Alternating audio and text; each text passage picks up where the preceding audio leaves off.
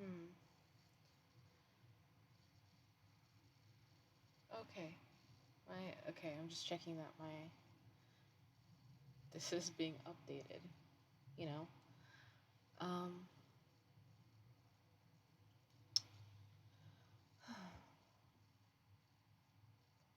Sorry about that, guys. So, yeah, Domi doesn't really feel like that represents her. So, she goes by the nickname instead. Um so my sisters have the some of these other main characters, Aviana and who goes by Ava, and Kazumi, who goes by Kami. Uh but Domi is kind of unique compared to the two of them because both of them are godlings with so Ava is the great granddaughter of Zeus because she is the granddaughter of Dionysus and of Ceto. They're both Greek gods. So Dionysus, everyone knows. I don't think I need to explain him. Ceto is a sea goddess she's supposed to be like the creator of monsters. And she's like everything that is the threat that you'll encounter in the oceans, like storms, um, sea creatures, and just the waves in general. Um, so yeah, um, and there's my other friend's main is Kami, who is like a death goddess. Um, that's her main thing, but also a goddess of war, love. Her parents are prestigious. They are. Her parents are Ogetsu or Onario Kami, and her father is Ame. I'm gonna have to look that up. I do not remember, but they are essentially related to Futsunushi and the two main gods of the Japanese pantheon, which are oh gosh, I gotta pull out the spreadsheet to check. Izanami and Izanagi, which are Ogetsu's parents, and Futsunuchi is related to Ame. So, a big death, like, so Izanami is the queen of the underworld. She wasn't always, but yeah. And some of that is, I think, part of Ogetsu's story as well. And, yeah.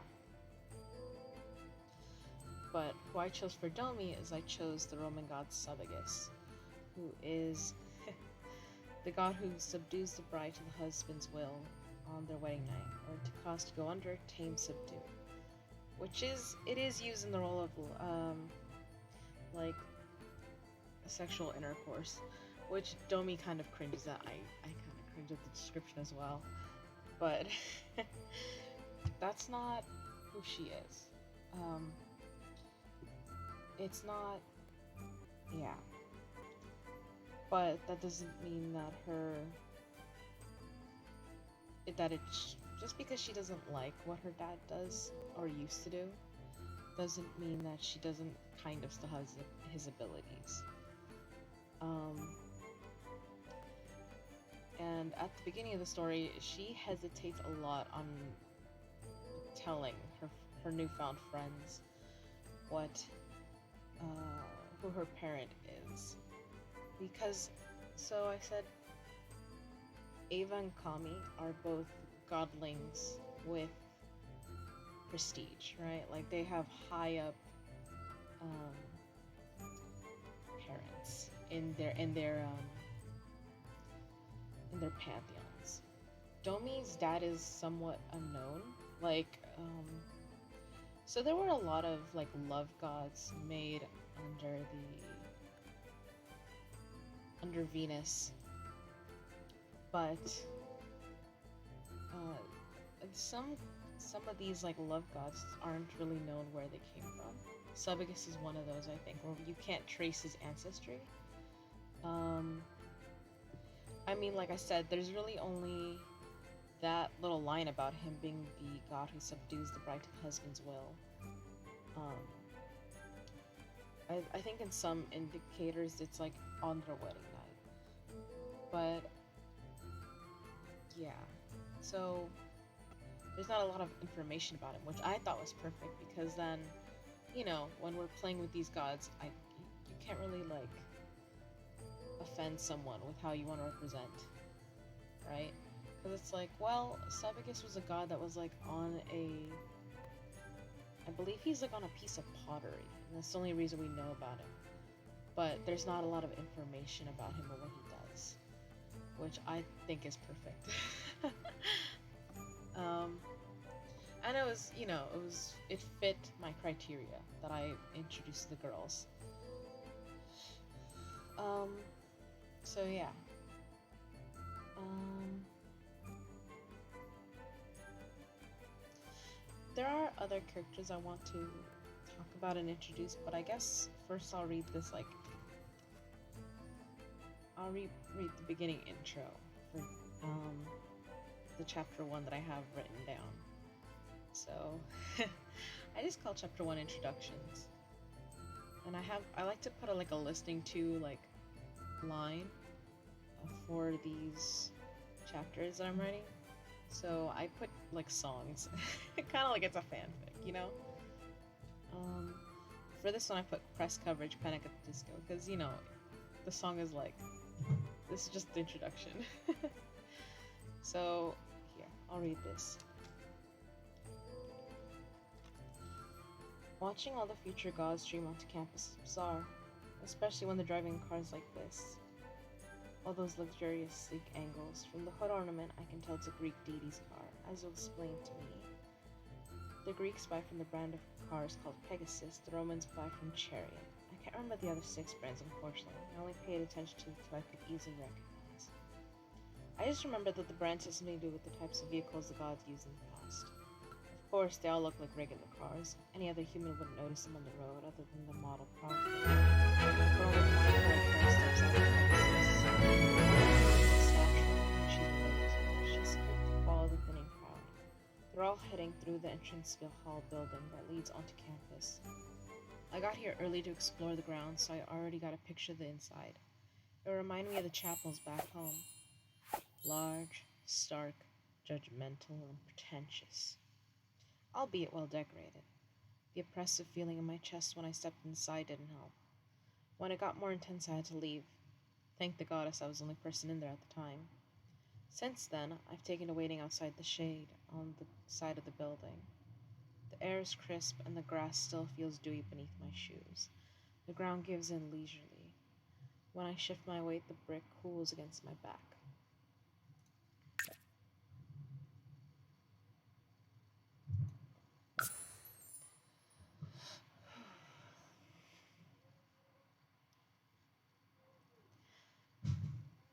I feel like I should read that again, but hold on. I have more to read. I just now that Tim's pulled up, I'm like, let me start going to where I can show you the characters and the school.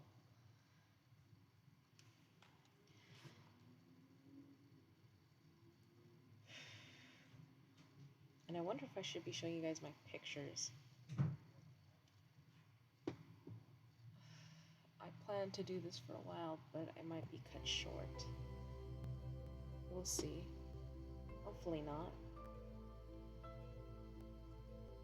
I thought I had a little bit more time before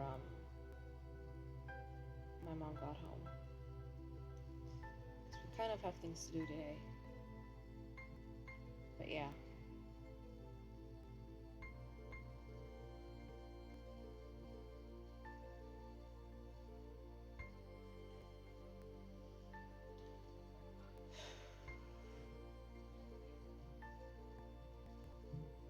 I also do not know how well you guys can hear me, but I might have to mute myself right now.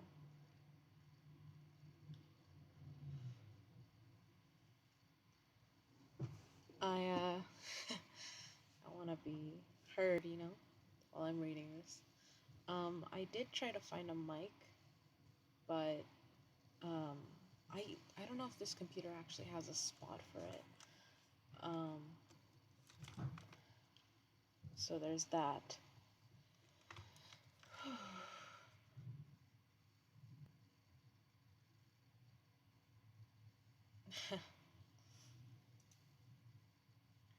All right. I'll I'll start from the top, okay?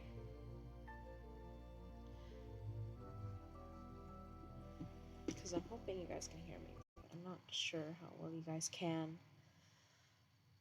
Watching all the future gods stream onto campus is bizarre, especially when they're driving cars like this. All those luxurious, sleek angles. From the hood ornament, I can tell it's a Greek deity's car. As was explained to me, the Greeks buy from the brand of car called Pegasus.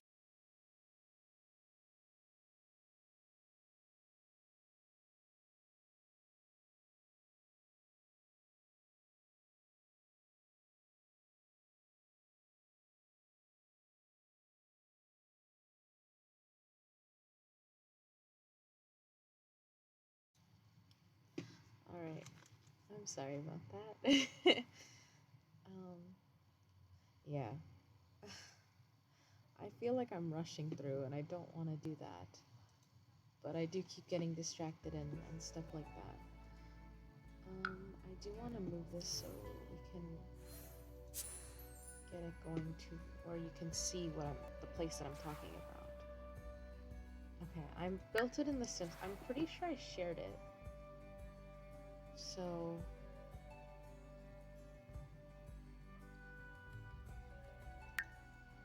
I don't know if I want to show the characters yet, but yeah. I do want to show you what the school looks like.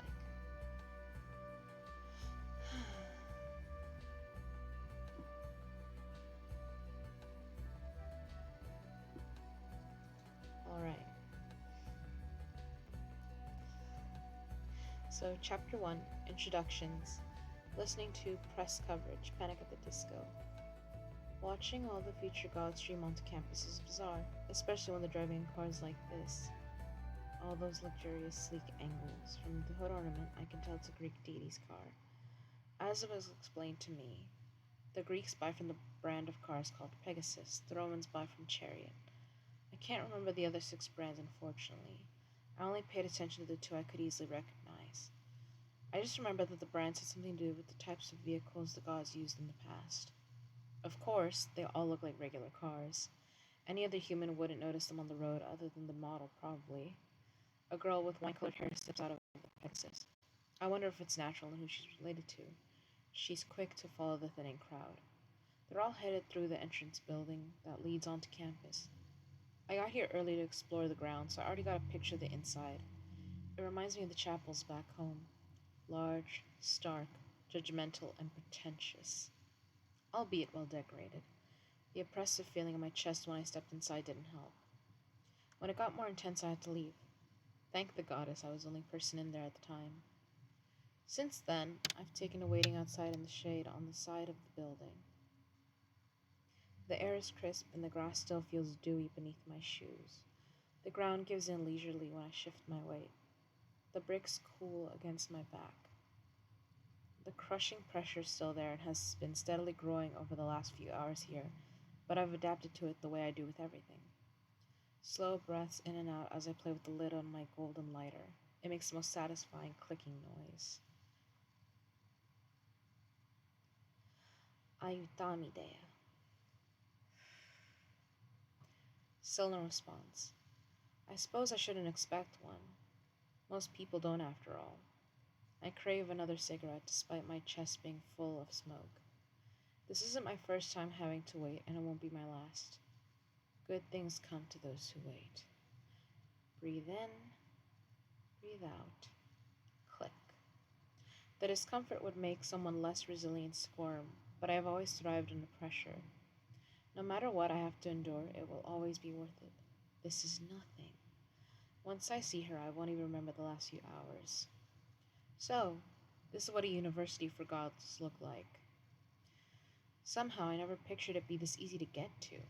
I imagined somewhere above the clouds, not somewhere here on Earth, and certainly not a place I could ride to, but here we are, feet still touching the ground.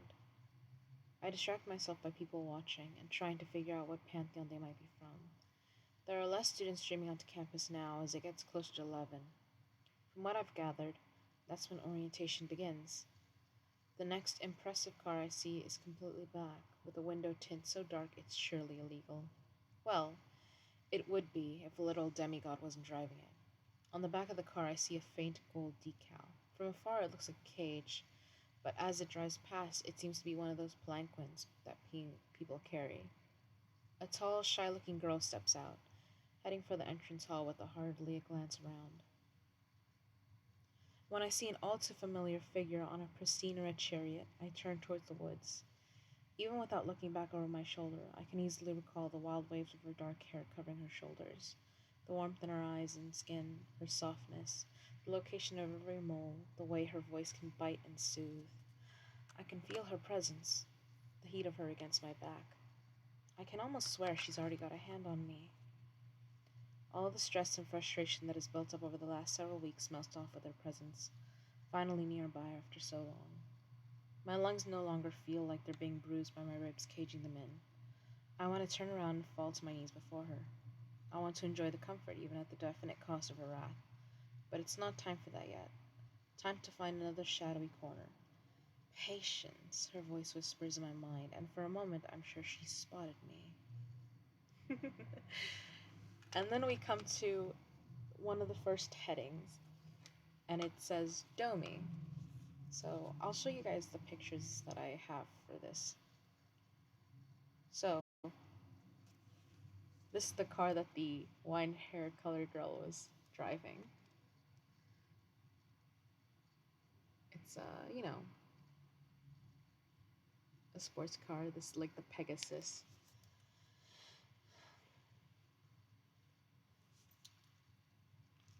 This is the lighter. I actually had this lighter made, so I have it. Oh my! It's up here somewhere. It's just a Zippo with a custom um, casing, but the flint in it isn't really working. So it yeah. This is the black car that's tinted illegally. It's yeah. And this is the chariot he's talking about. The familiar figure on a chariot. It's a motorcycle. And yeah, we come to the first heading and we see the motorcycle. Um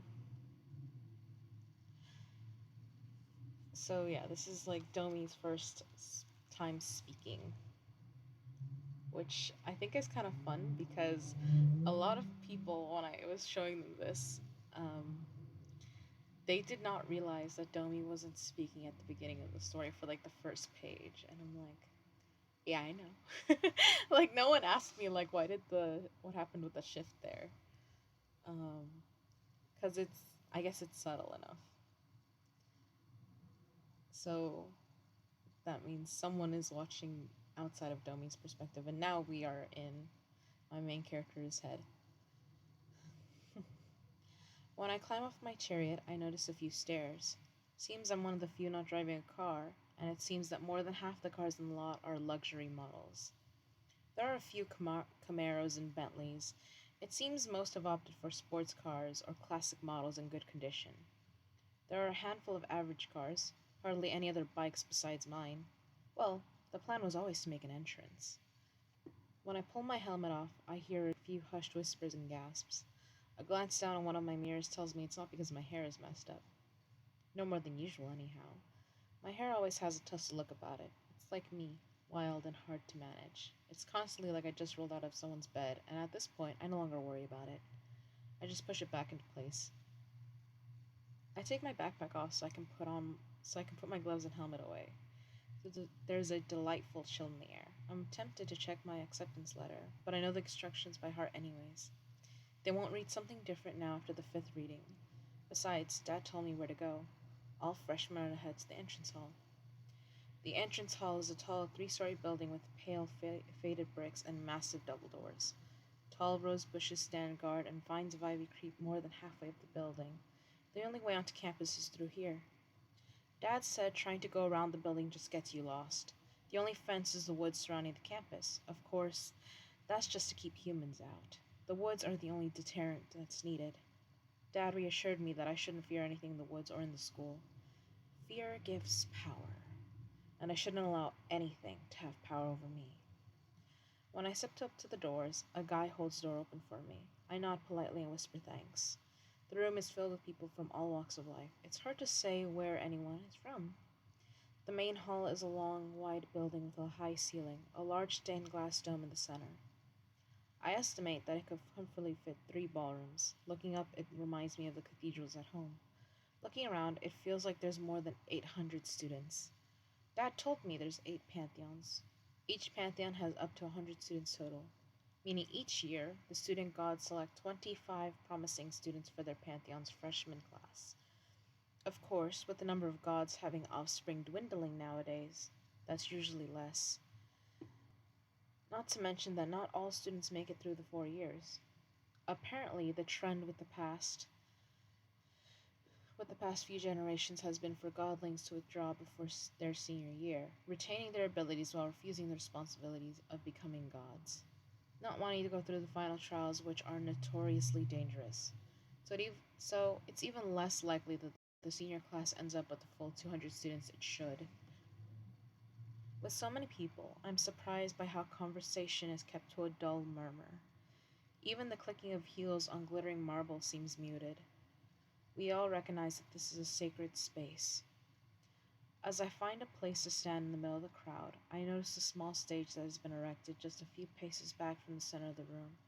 The doors leading onto campus are barely visible past it. There's an ornately carved podium at the center of it with an interesting man standing behind it. His skin is the color of warm terracotta. He's wearing a turquoise suit and a feathered headdress that has a turquoise bird on it. There's some minor red and black face paint on his cheeks. He appears a little out of place, but no less stately. He carries himself like he's in charge. The longer I look at him, I become aware that he very much is. A glance down, and I realize he's not the only one. I'm not sure how I missed them. A long table is set in front of the raised podium. There are 7 seats, each one filled. There are head gods. These are the head gods of the 8 different pantheons. I feel a charge skitter across my skin when I meet eyes the color of pale green grapes. Near the center, there is a thin blue ring and flecks of brown. The color that's amplified changes with the light, from a clear sky to the color of the light filtered through trees to an inviting amber shade. I imagine that though he's here, his eyes still match to reflect his view of Earth from above. Jupiter, Jove, the King, Sky Father, a million other titles and epithets synonymous with him flit through my mind. The hairs on my arms and neck stand up. He smiles softly, just a small glimpse of teeth. His mild look of amusement and patience makes him appear ageless. But my lord knows he's eons old, despite how familiarly his eyes twinkle. His curly salt and pepper hair puffs up around his head like a halo. Or perhaps the clouds is a more apt description. A beard to match. So, this is what it's like to be standing before true divinity. To say it's humbling is an understatement. It leaves one feeling extremely vulnerable, but at the same time so safe. What a strange feeling to have in a room full of strangers. When he pulls his gaze away from mine, I realize I've been holding my breath. Thankfully, it seems I didn't hold our Lord's attention for longer than a few moments. He leans over to whisper to the man to his left, their elbows nearly touching. My gaze follows his movements, and as he whispers, the other man's gaze meets mine. I'm struck again by a jolt that stills my frame. This man is fairly different, and yet he has the same quality of endless attention. He hardly spares me a glance before his honey gold eyes lower, looking dark brown as he angles his head slightly towards Jupiter as he listens, a faint smile tugging there that's practically a smirk. His face is more tan and angular, his hair much the same color as his counterpart, but paler and straw-like. It's neatly combed flat, and instead of a full beard, he's just got some stubble. They don't look alike, but with the same air about them, I'm fairly certain. Zeus. A glance down at their clothing and my suspicions are confirmed. Zeus is wearing a royal blue suit with a Phoenician purple dress shirt. He's wearing a circular lightning bolt pin that has a bird on it. My guess is it's an eagle. How regal. A modern look at the ancient fashion with the color scheme. Jupiter is wearing a blue linen suit with a pale gold tie and pocket square. Jupiter has a circular pin himself, which is a lion roaring. Again, it's a modern take, but it's a bit more subtle, having more to do with the material used. It's funny, I had imagined that the first time I'd see divinity, they'd look a lot more out of place, but I suppose that the reason we don't usually see evidence of their presence is because they got better at blending in. The sound of a throat clearing directs my attention back up to the man standing behind Jupiter at the podium. The noise makes me realize Jupiter is sitting at the center of the table. How did I miss him? When the man at the podium finally speaks, his voice is heavily accented, a mix between Spanish and something older. His voice sounds dry, but it carries well. Before I start reading that, so this is the entrance hall of DU.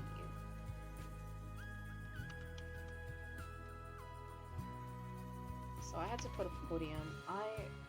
Ideally, I would have been able to make a stage, and just his would be behind the other gods. But you can see all the chairs represented for the 8 pantheons. So from left to right, it's Chinese, Japanese, Egyptian. Let me move your angle, sorry. Okay. Chinese, Japanese, Egyptian, Roman, Greek, Norse, Mayan, and Aztec.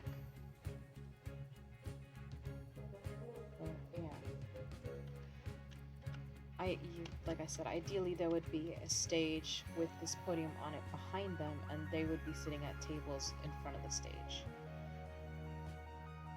So, yeah.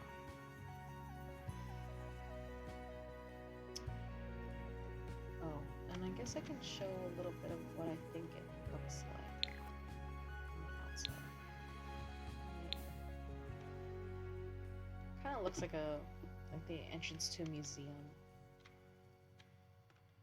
And ideally, like, you wouldn't be able to see any of the buildings with trees covering, but you know, I did want to make it pretty. So yeah.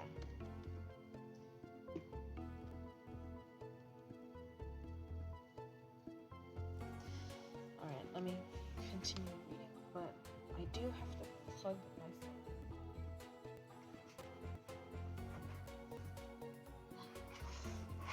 I did not realize my phone was dying. Okay. There we go.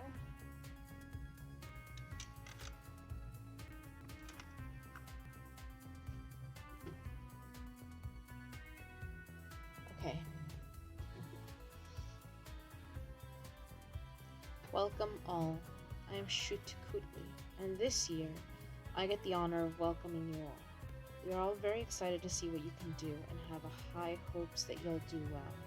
To the returning class, we hope you'll continue to carry yourself with dignity and keep up the accomplishments you managed last year. Finally, to the senior class, we are eager to see who succeeds, which we do hope is all, but we understand that not all are cut out to take on the responsibility of a full god. We hope this will be a memorable year. He keeps it short, but it's clear why when each god stands up one by one to recite the speech in their language while introducing themselves.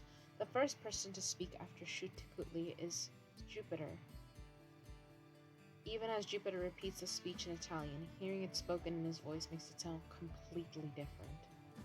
So, this is the original way it was spoken. A love language indeed. After Jupiter speaks, then Zeus speaks, and what I imagine is Greek, because the next language I recognize enough words to piece together is Latin.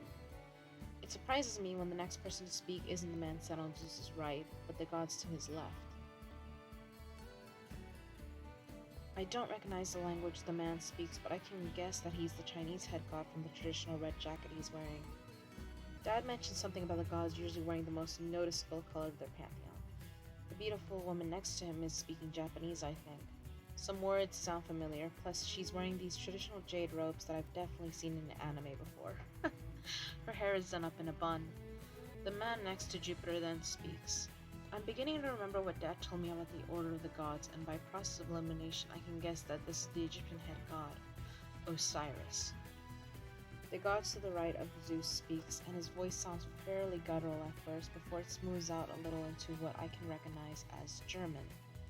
Also, knowing Jupiter and Zeus are standing beside him makes it easier to recognize Odin.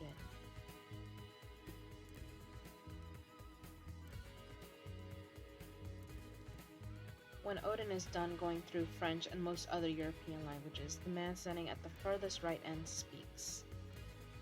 So, usually I would keep the seat empty because Shutikutli is the Aztec god, which is on the end. So if he's standing here at the podium, then the Mayan seat is the last one. So all these would be scooted over.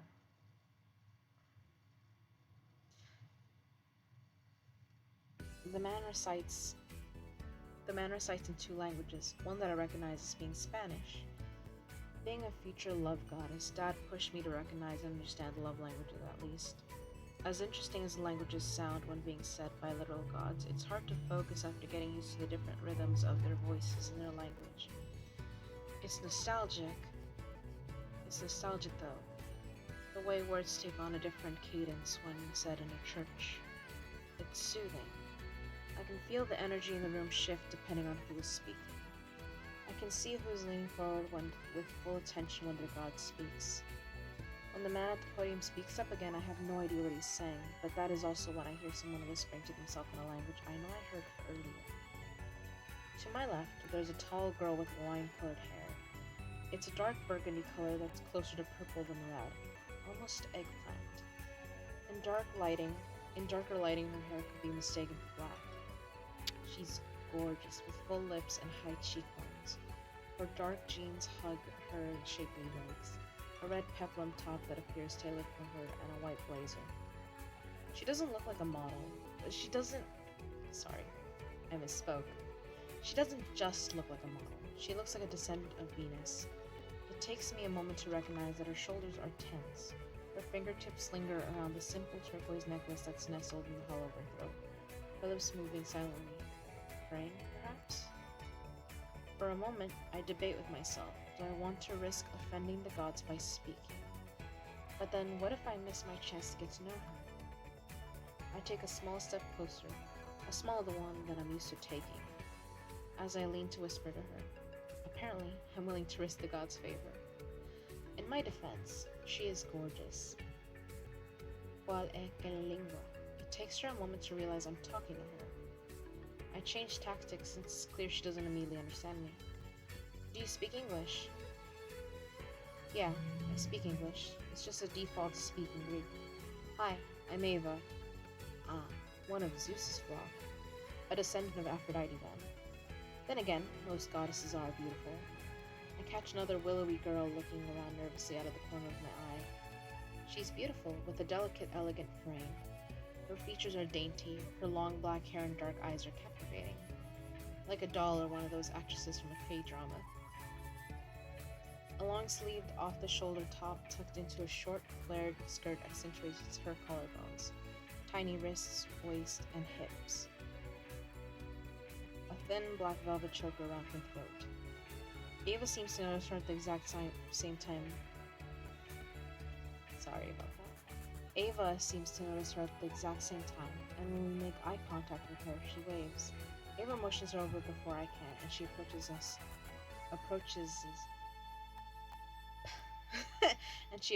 us cautiously. There's a sweet gentleness to her, a humbleness. She makes her presence small to blend into the shadows. I don't think she knows how pretty she is. We can change that. I smile and nod to her. Hello, I'm Domitia, but don't call me that. Give me any nickname you want. I don't think I need to add, as long as it's respectful with these two. Well, my name is Aviana, but it's easier to go by Ava, so I get it. Ava it is. It's nice to meet you, Dot. I smile at Dot. That's not a nickname. That's not a nickname. Sorry, I got thrown off. I was like, did I make a mistake? No. It's nice to meet you, Dot. I smile at the name Dot. That's not a nickname I've heard yet. It sounds awfully cute. And you are? Ava addressed the other girl. My name's Kazumi. It's nice to meet you both. Do you have a nickname you go by, or do you like Kazumi, I ask? Azumi, or Kami. You can just call me by my full name. Her chin tilted down. Sorry. Yeah, let me read that. Do you have a nickname you go by, or do you like Kazumi, I ask? Azumi, or Kami. Or you can just call me by my full name. Her chin tilted down, straightening her already perfect skirt. Kami sounds like a cute nickname. Ava smiles. Kazumi blushes lightly. Adorable. For a moment, I completely forget I'm part of the conversation. I like Kami too. It suits her. Thank you, she smiles shyly. Where are you both from? What pantheon do your ancestors belong to? I'm from Venice and my dad belongs to the Roman pantheon. I try to smooth over the moment of hesitation. Thank Jove that neither seem to notice, but that might just be them being polite. I feel a little guilty for hoping that they're so nervous about themselves that they don't notice my slip-up.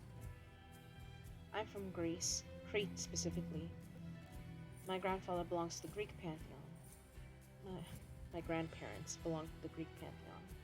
That sounds exciting. Is this your first year as well? I'm a freshman. What about you, Kami? I'm from Matsuo, Japan. I'm a freshman too. Same here. That's cool. Do you two want to grab lunch after this? Ava asks as she glances back up at the gods. I'm glad I'm not the only one a little nervous in their presence. Sure, Kami nods. Yes, that sounds good, I smile, crossing my arms over my chest. Looking back at Shutakuli, I hear him switch back to English, grabbing everyone's attention. Now, on to the tours. Once the tours are over, you'll be dismissed for the day. The gods that were translating stand up together as Zeus calls for everyone in the Greek pantheon to follow him. Jupiter calls for all the Romans. I can't help the frown that crosses my face. Damn, I guess you're splitting us up now. Meet at the dining hall for lunch? Since your group is going first, try and grab us a table if you can, Ava. If not, I'll get us one. See you, I follow Jupiter. Of course, see you, Kami says. I'll try. See you two then, Ava calls after me as she heads to her group. One of these days, I do hope to get my sisters on here so they can read their characters' lines. Okay. So that is the end of chapter 1. It's now chapter 2, Tours and Confrontations. I don't know how much I want to read before I show you the characters, but I'm like, since I'm showing you the school, I should, I'll tell you more about it. So, chapter 2, Tours and Confrontations, listening to Trouble by Valerie Broussard. And it is Domi speaking again. The tours are split up a few minutes apart, so the gods don't overlap and have to speak over each other. It appears to be ordered by the smallest group to the largest. In the end, my group goes before either of theirs.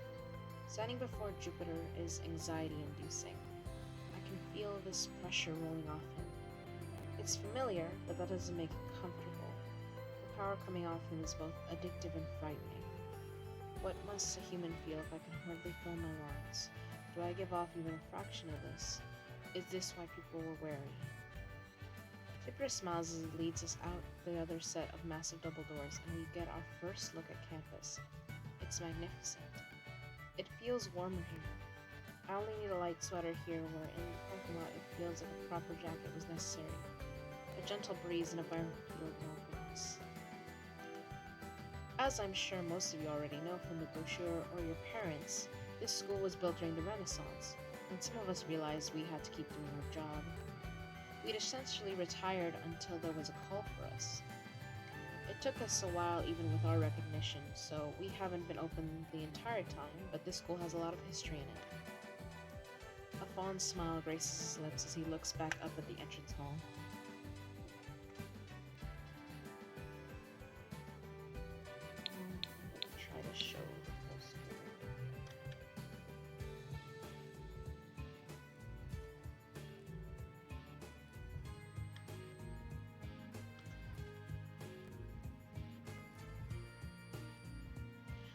Our Lord is right that this isn't the first time I'm hearing this, but this may be the first time I'm listening.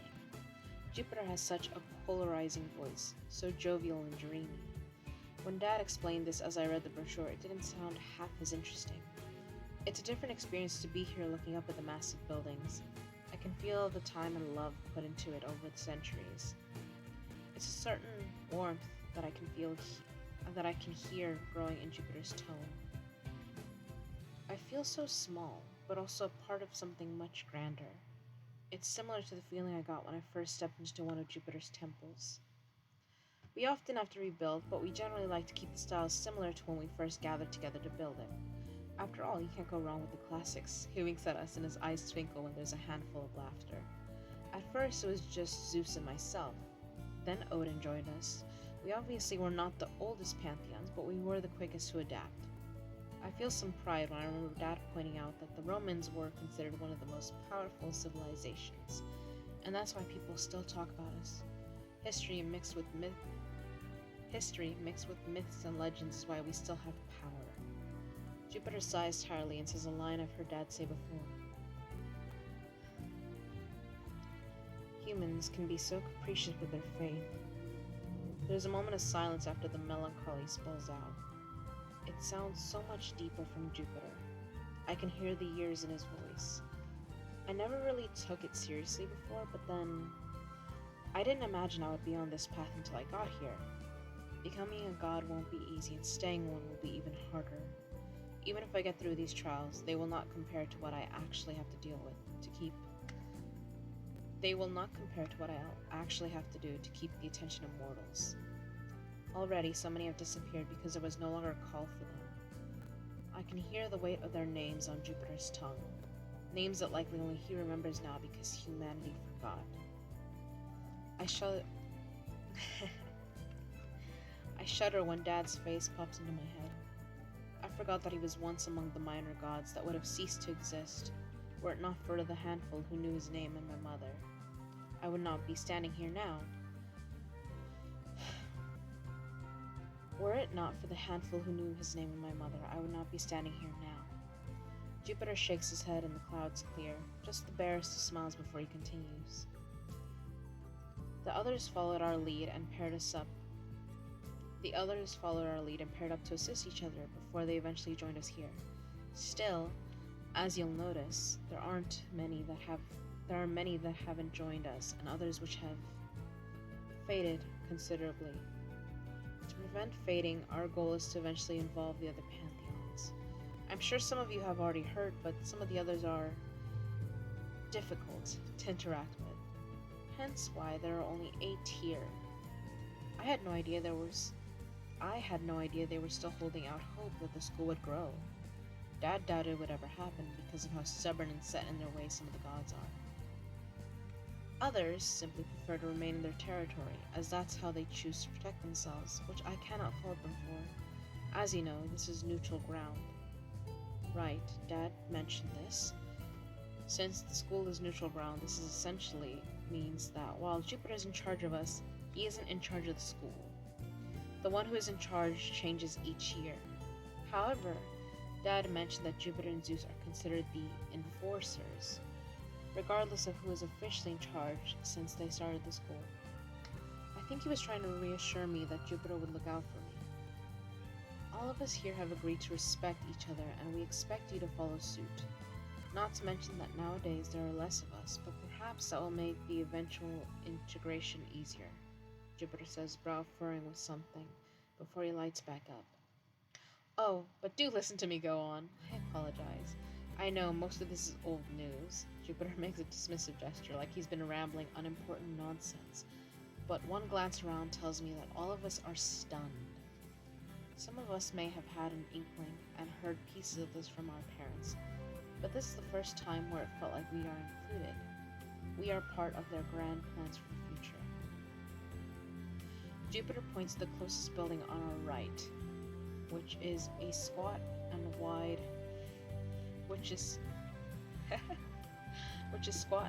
with soft yellow bricks. Sorry, I'm looking at this and not this. I'm trying to indicate this. which is squat and wide with soft yellow bricks and a white roof.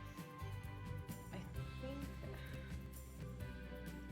I like the idea of this being flat, but I might I'll have to put a roof on it. The main entrance has a set of double doors with blue tinted glass. Come on. I guess I pressed the Q. Sorry. So, like, I picked big doors. It's a set of double doors with blue tinted glass. I noticed that there's a smaller building that seems to be attached to the side of the dining hall, and it has another set of doors that face to the side. So she's kind of like, she can see like people like walking around this side and entering the building. But also, I should have made this building either stick out or like go in, but I liked how much space it took up. But yeah, there's another building. I can see windows along the side of the building, so she's talking about this side. Sorry.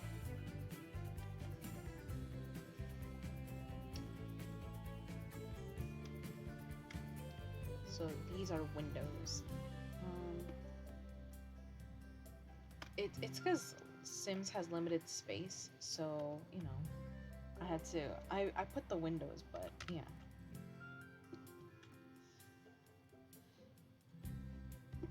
But yeah, this.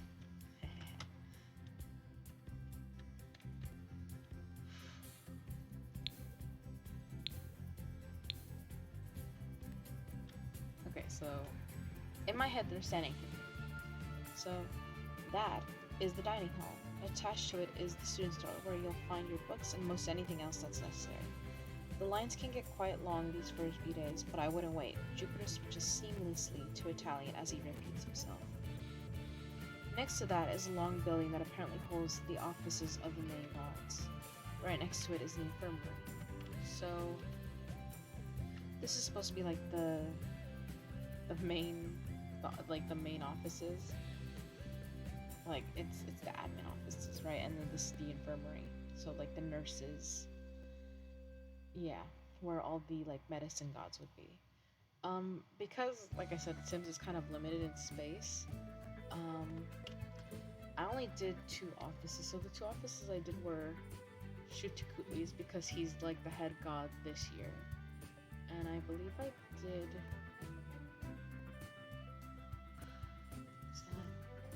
I always forget. I did Zeus's office. I always have to look at the thing to be like, red is for the Romans, the Greeks are blue. But yeah, I know it's dark and it doesn't really matter, but that this is Zeus's office. Because the thing is, I think our characters really only have gone into Zeus and Jupiter's office like a handful of times, and Shutikutli's office a few times as well. But so I just have it there to represent. But honestly, it should be a bigger building. And it's not necessarily in a C. In some cases I want to bring the infirmary to be like its own building by itself. But yeah, because so usually there's like 2 of these, so there's supposed to be like 2 like giant conference rooms. This one is like considered the small one, and there's supposed to be one that's like a stadium that could actually hold like every god in existence. I mean, yeah, so there's that. But I did have to include the infirmary for representation, you know? Like, so you know it was there. Like it's to the left of the offices, and there's supposed to be like a field, but it would be way further out. Like it would be over here somewhere. But you know, it's Sims. I can only I don't remember how big this lot is, but it's a big lot, and I had to make I had to. Okay, so. Right, so I just remember what I was reading. Next to that long building that apparently holds the offices of the main gods, right next to it is the infirmary, a place that hopefully none of us sees the inside of. Even from the outside, it appears incredibly wide, a reminder that this school isn't a joke. It's rare, but it isn't unheard of a student to die in their first year, or having something worse befall them. For us, death is not always the end. Prometheus, Sisyphus, and Atlas come to mind.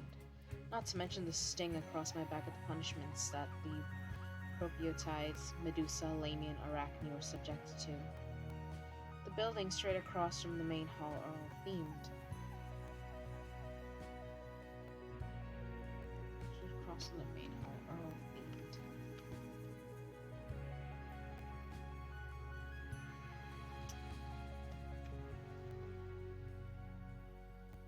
The buildings straight across from the main hall are all themed. I think originally what I was gonna do is I was gonna have this at the end. Like, it would be over here. But at this point in my head, I've moved everything to this side so that everyone thinks in kind of like a circle.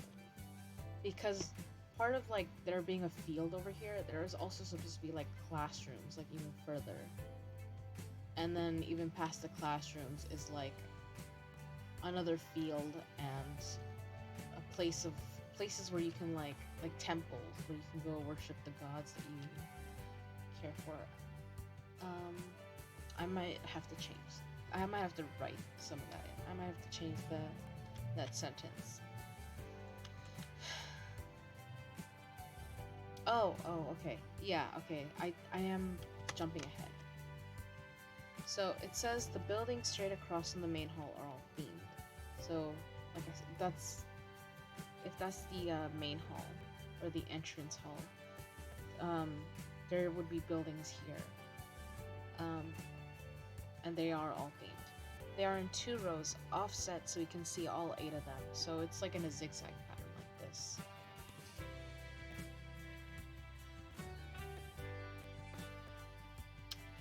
Jupiter points out the 2 left buildings that I don't recognize, and explains that they're modeled after a Chinese imperial palace and a Japanese temple.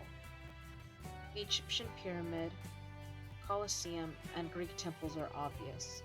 The building that would be at home in Skyrim turns out to be a Norse Viking longhouse. A Mayan temple is a flat-topped pyramid that has a square building on top. The Aztec temple looks similar, but it has 2 buildings on top with pointed roofs. Jupiter mentioned that we probably won't be allowed or invited to the other buildings, except for special reasons, but he thinks it's good to know where everything is. Before turning to the final building, Jupiter explains that the field we're on will be used for most of our physical classes, and that outside of class times we can use it for any forms of recreation we'd like, as long as it isn't too disruptive or dangerous. Finally, the tour ends with the dorms. So yeah, these are the dorms that I made.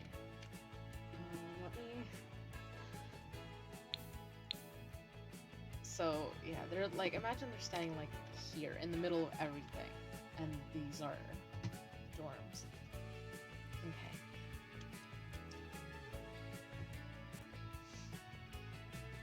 The dorms are directly across from the main office and the dining hall, completing the square of buildings around us. We've all been casting glances at it since we stepped out of the entrance hall. How could we not? It looks like an accident. The architecture is kind of impressive from what Jupiter tells us. It seems that initially all the gods worked separately when they began to build departments their students would stay in. It seems that initially all the gods worked separately when they began to build the apartments their students would stay in. But after having to rebuild and expand, they found themselves pressing into each other's boundaries until they stopped resisting the inevitable integration. While there are separate entrances, he explains that the hallways lead into each other's boundaries. While there are separate entrances, he explains that the hallways lead into each other. It's like someone took 8 highly stylized apartment buildings and pressed them together until they melded. So that's kind of what I tried to do. The only ones that look like together are the Greeks and Romans. I mean, yeah, the Romans and the Greeks. But look, I'll show you how they're seeing it. So these are the entrances. Like, they all have their own archway. But then when you look at their hallways, they also have archways that lead into each other. I'll explain these other parts a little bit later.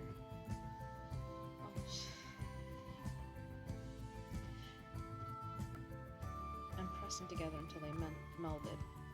Now, I can clearly remember the order of the pantheons that Dad mentioned. From left to right, it's Chinese, Japanese, Egyptian, Roman, Greek, Norse, Mayan, and Aztec. Of course, my eyes were naturally drawn to the one section that seemed familiar. It's stately, like the architecture back home. It's interesting to see the other 7. Each section has its own archway.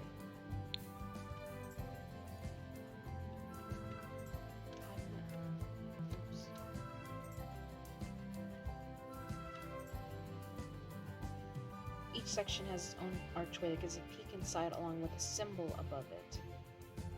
He points the entrance out, but I recognize Jupiter's symbol above the archway.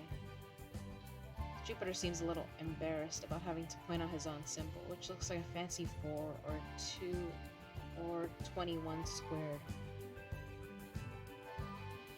Oh, I have a squared, but it's because I have little notes. So, I know one of the other notes that I had in the first chapter was Aiutami Dea, which is Italian for help me goddess. And I have a little 2 here on this, where it says on his own symbol, which looks like a fancy 4 or a 21, because it's the symbol of Jupiter. It looks like, I would have to do it backwards for you guys. So it looks like this, and like that. So it looks like it could be a 21 or a 4. But from the way a few people are staring at it and counting the entrances, it's clear that they haven't seen it before. Of the other symbols, I only recognize Zeus, Sagittarius. So that's the, the symbol that has like an arrow. And the,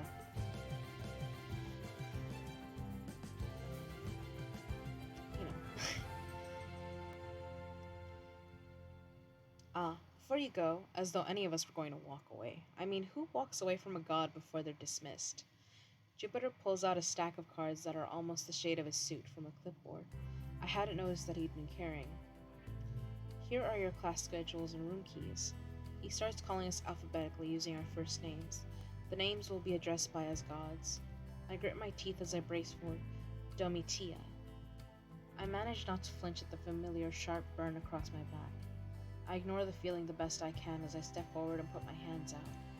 The simple gold key is taped to the paper below the room number, 7F. I feel a rash of annoyance and embarrassment when I realize I've grabbed it with both hands at the corners with my head bowed. My eyes focus on the ground before his feet. My head tingles with his attention on me, and I realize he hasn't let go. He's waiting for me to make eye contact. Damn. So much for making a good impression. My skin buzzes as his gaze lingers on my hands before moving back up to my face.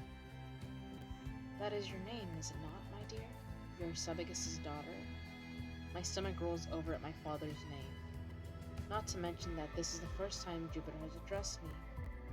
This close, I can feel the pressure of his words molding my bones. I can feel his power.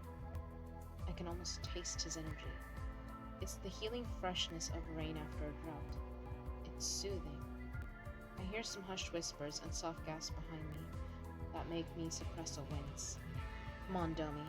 Whose daughter are you? I straighten my spine and make the effort to look him straight in the eye. Still, it takes me a moment before I remember he asked me something. What with all the colors I can see in his eyes this close?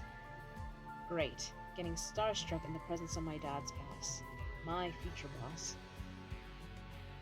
Yes, sir, I managed before my eyes slipped back down. An old habit. You don't like your name. His brow is corked and his head tilts to the side. It's not a question, so I don't answer it like one. It's outdated and it doesn't suit me anymore.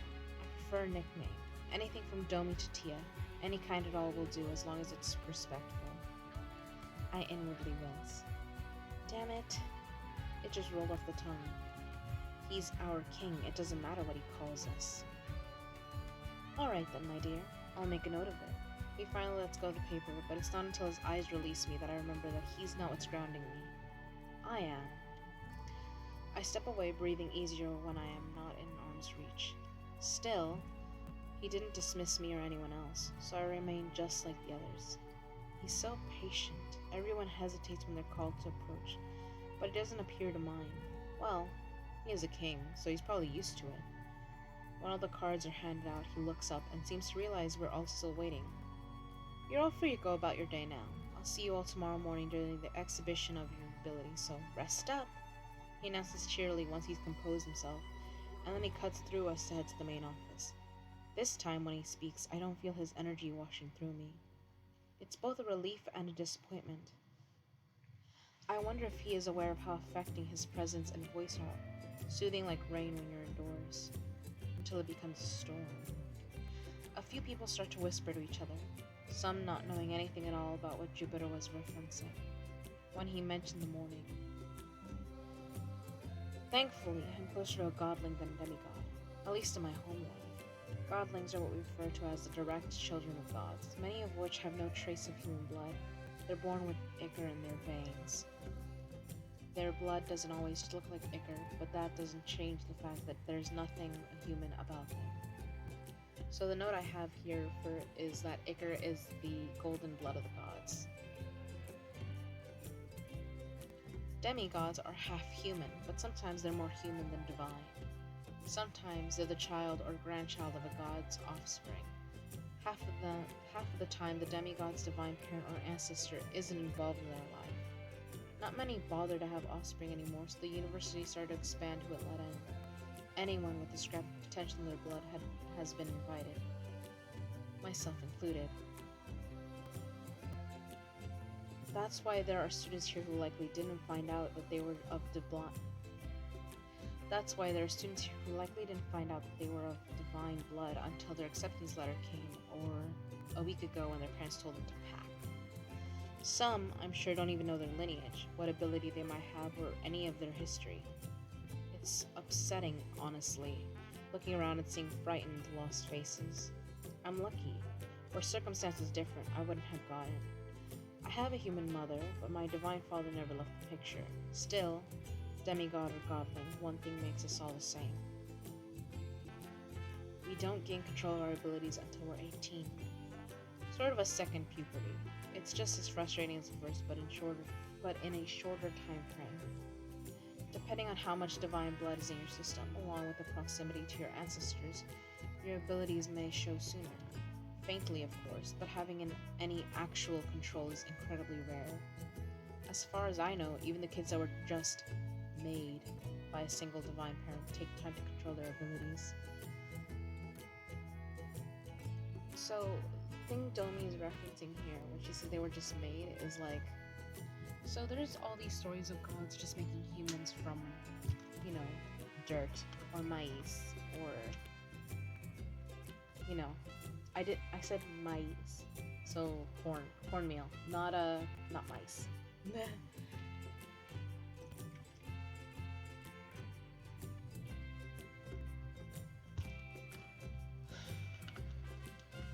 I have a heater on because it's so cold, but now I was dry.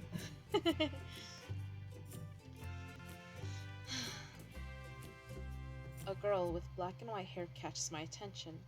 The right half of her hair is white, the other half is black, like Monokuma.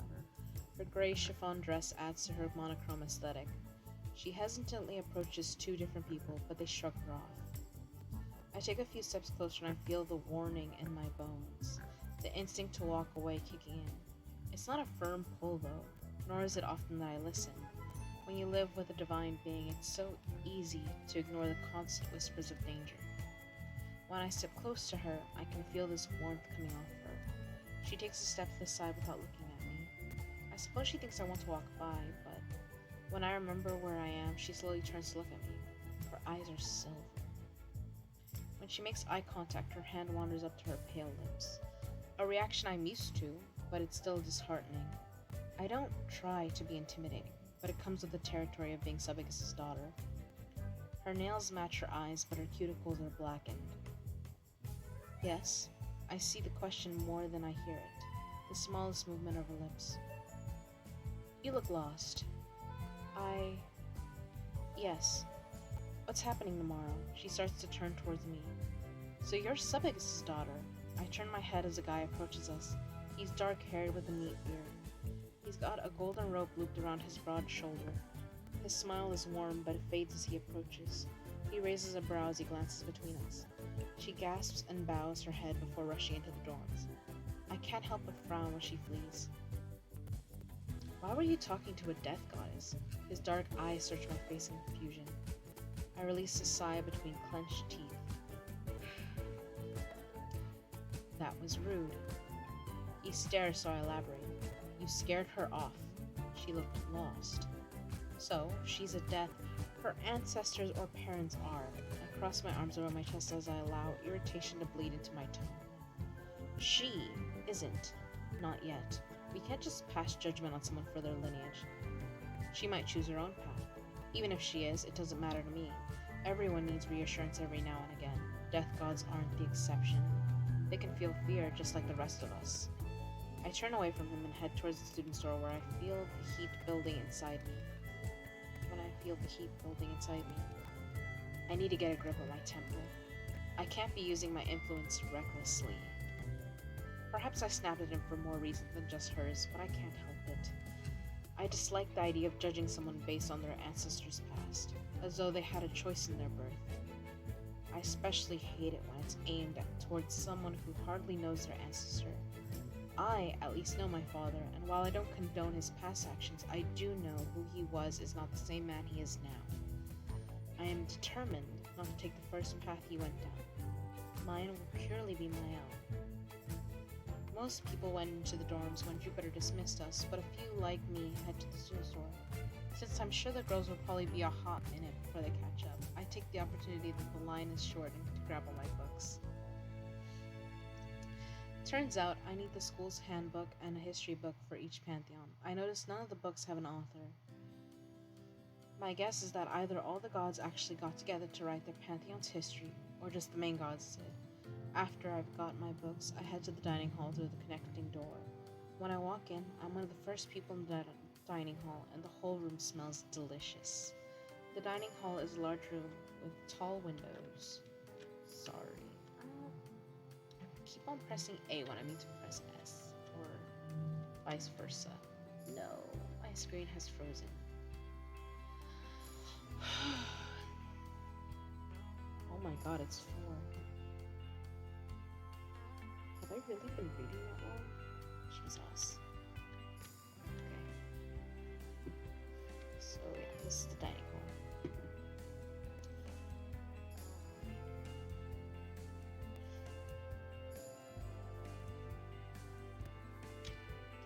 The dining hall is a large room with tall windows along the back wall. The right wall next to the entrance is just a line of counters, but each one is separate, with traditional or familiar comfort food. When I get up to the counter, I get a big slice of lasagna, garlic bread, a small Caesar salad, and a pink lemonade. It's after I've got my tray of food that I notice how the tables are set up. There are 8 long tables, each set a few feet away from each counter. Each one has a gold marking in the center belonging to their head god. There's also a gold chair.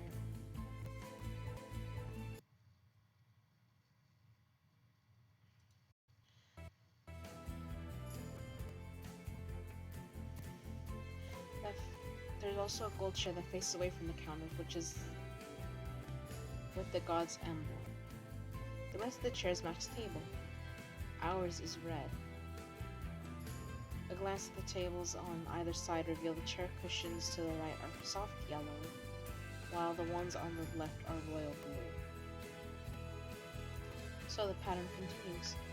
The separation starts early. When I look towards the back, though, facing the student's door, there are other tables. Oh, I also put the student's door. There's like a connecting door.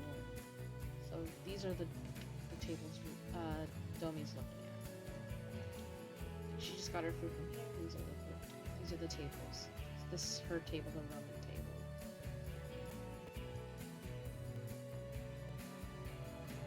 And then on one side is the Greeks, and on the other side is the Romans. One is the... No, sorry. I may have done the order of these chairs wrong. Damn it. Oh well, I'll fix that later. Oh, I see what I did. Okay, so it's from this Chinese, Japanese, Egyptian, Roman, Greek. Okay, I didn't do it wrong. I was looking at it like, how is this? But yeah, okay. This Aztec is good. This is the Norse. Okay. When I look towards the back, though, facing the student's door, there are other tables. So these tables will be a lot bigger. They'd probably seat like at least double this, but in Sims I can only fit so much. Yeah. There are other tables, smaller circular tables, an extra one or two for each of the long ones. I can still see the color scheme going on, but it feels less like an offense if I were to sit here with the girls and ask them to join me and my Pantheon's table. I set my food down, sitting with my back to the window, so I can face the doorway. Before I start eating, I pull out the handbook I got from the student store and flip through the regulations. I got to change that. Okay, I just realized, because later,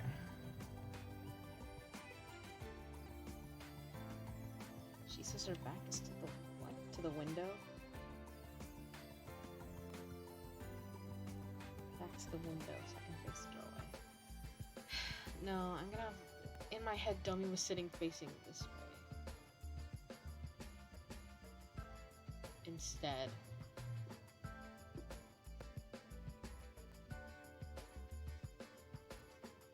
Yeah. I'm gonna have to change that, okay. Well, it's good that I'm looking at it now, so I can highlight this and change this. Change orientation.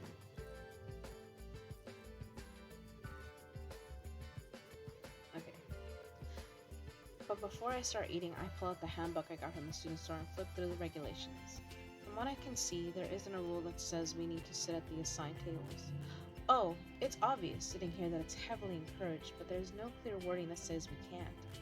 Still, a nagging voice whispers, "You'd really risk offending Jupiter like this?" I swallow, remembering the way he said my name. Domitia. How would it sound when said in anger? What would it feel like to offend him? I shove the book away and pull out my Mercury as I wait for them. Dad wanted to get me an iris, only the best for my daughter. And usually I do prefer anything goddess affiliated, but it just seemed unreasonably expensive. I think Dad wanted me to get an iris because I'm a demigod. He wanted to compensate by making it clear that he's around, since the brand is usually associated with godlings, since Iris is the messenger for the Olympians. It's like the difference between an Android and an iPhone. Bragging rights. Supposedly, an Iris has exclusive features, but a Mercury is more practical, or at least that's how I feel. Besides, when Dad handed me the Iris, it felt so delicate in my hand that I was sure I would break it, so I got the Mercury. My phone is pretty sturdy, which I am delighted by. It's like me, it can handle a tumble, and I got to keep my old phone number when I made the switch. Anyways, I didn't see the point in an iris, like a brand could prevent people from finding out that I have human blood in my veins. I'm not going to try to hide. I welcome the challenge that will come with it. It's not gonna stop me from doing what I want. Anyways, my mom's a total badass. How could I be ashamed to have her blood in me? She has the god of domination wrapped around her finger. Who else can say they breathed the life back into a fading god and changed his purpose? I scroll through my Mercury until I find the clock app. I just got it a week ago, so I still haven't fully figured out where everything is, and I messed around with the placement of some apps. I sip on my lemonade lightly while I ignore the eyes I feel on me. This isn't my first time being gawped at, and it won't be my last. Side effect of being a love god. Irresistible, God once said. Thankfully, there aren't many people around yet. I set alarms on my phone for the schedule as I wait for them. To be fair, it's not really much of a schedule. There's really only two classes listed. A history class, which takes place in the Colosseum, and an ability practice class, which is on the field. The rest of the schedule shows when the dining hall and other facilities are open or closed. On the back, there's a simplified map of the campus. The map shows the buildings surrounded by the forest, and there's a general arrow past the classrooms that simply says temples. I'll have to look into those later. I check my messages when it hardly takes 2 minutes. I'm mourning the fact that I didn't exchange numbers with them when I get a text from an unknown number. How's the new school? It's been a while, eh? Odd. Maybe it's a wrong number or a scam. I'm about to delete it when another comes in from that same number. Miss me, Domitia? V. A chill, and then a surge of heat flows through me so quickly I'm almost dizzy. I can practically hear the way the nickname sounds in his dulcet sotto voce. The odd squirm in my stomach is eclipsed by a sharp pang through my core when I catch a familiar figure out of the corner of my eye. Relief washes through me when it's just Ava entering the dining hall. I wave to catch her attention. That's odd, Ava says as she strides over. I'm gonna grab some food. What's odd? And yeah, go ahead, I'll watch your stuff. Ava drops her bag onto the chair to the right of me. Seems like they want to segregate us, she sighs. Well, that's a little understandable. This is a lot of sexy for one table. I wink, unable to keep the giggle in when she smiles. Ava goes to get her food as Kami walks in. Kami drops her stuff off on the other side of Ava's bag before she goes to grab her own food, both getting into their pantheon's lines. Luckily, there still aren't many people here, so they don't have to wait long.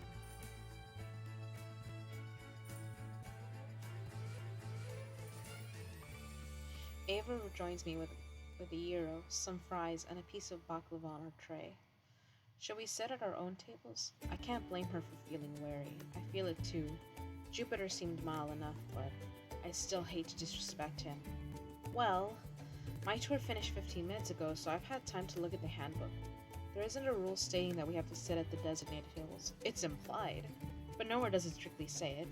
If it is, then I'd rather sit outside. I grin when she seems relaxed. The food smells amazing, at least, I add, and she smiles. True, it does. As long as we're good to sit together, it shouldn't be a problem. It should be fine. There's no rules about pantheons not being allowed to interact with each other. Not to mention that Jupiter seemed to encourage it earlier, but I don't know. If his co-enforcer feels the same way. My phone buzzes in my hand as Kami starts to walk back over.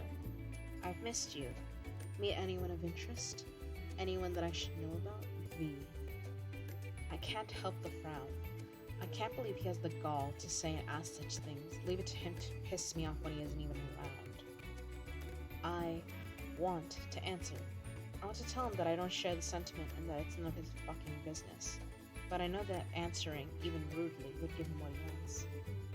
He wants my attention. He doesn't deserve it. He knows he doesn't. Yet, he still finds it in him to ask. There's a small whisper that says I should feel proud. He feels confident enough, but my irritation wins. He's just gonna have to wait his turn until I'm free.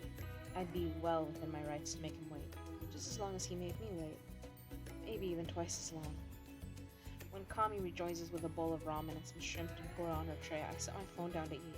It doesn't feel right eating when no one else had their food. Luckily, I didn't have to wait long. When I glance up, I realize our table is getting a lot of odd looks, although we're not the only ones. There are a few people that, when they sit down at their tables, the others immediately move further away to avoid them, and they slowly move towards the end of their benches near us to make the others comfortable. Kami watches them closely. The connection snaps into place. She's one of them. A death goddess. I'm not sure how I missed it before. The threat feels muted. Maybe she has more control of her abilities, or perhaps she has a cross of other gods that makes it take a back seat. The look on her face what makes me want to invite them all to join us. It makes my heart ache when I see anyone getting excluded. Before I can invite anyone to join us, a guy from the Greek line fully ignores his table. He takes a seat at the table to the right of us. His hoodie has... So Domi sitting here with Ava, and then presumably like Kami here. This is the other table. So he takes a seat at the table to the right of us. His hoodie has a pair of scissors on the back. He's got a heavy feeling about it. A guy and a girl that were sitting at the end of their tables joined him, even though it didn't seem like they cared they were getting ignored. The girl momentarily pauses and taps another girl at the end of the Greek table. It's sad to see them get treated like this, but I'm glad that they have moved up so easily. I haven't seen the girl I tried to talk to yet. I noticed there is one who hasn't moved. He's still sitting at the very end of his table. He's got dirty blonde hair. He's got dirty blonde hair. It's the shade that people describe as mousy. It's at that awkward, slightly too long but not long enough length. It's got some nice waves in it, more curls than mine. He's got a defined jaw and high cheekbones that make his cheeks appear slightly sunken.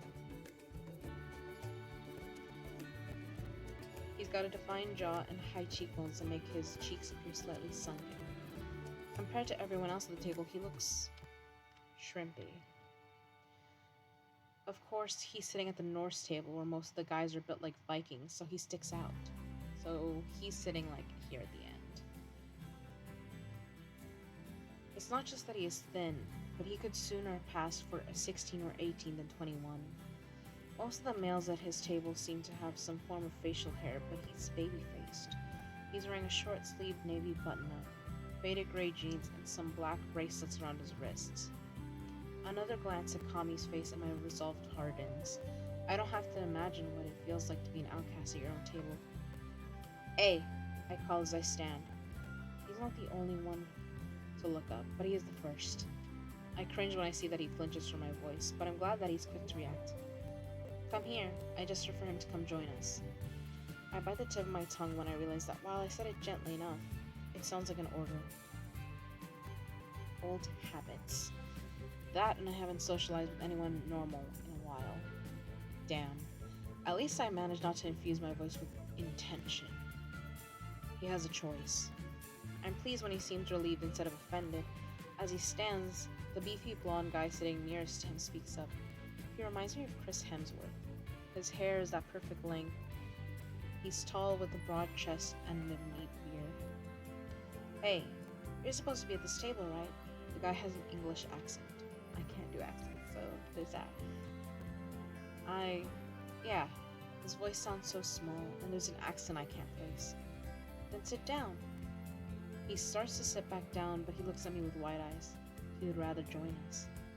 There is a fierce burn at my chest that won't let me ignore his plea. He can sit wherever he damn well pleases. There's no rule that you have to sit at your table, and before he stood up, you were all avoiding him. If he's too much for you to handle, then I'm all too happy to take him off your hands. I look back at him. You're welcome to join us. "Vieniki," I say, gesturing for him to come over again. So "Vieniki" is come here in Italian. He glances at the other guy as he picks his tray up and walks over, looking grateful despite that we can all hear the guy mumble, "You can't be serious." The boy keeps his eyes downcast, but I see a small smile as he sets his tray down next to me, and I can't help but mirror it. I want to soothe his anxiety. I'm soft for open, watery eyes. So he was sitting like here at this table when she calls him over, and he sits on her, like, opposite of Ava, basically, and Kami.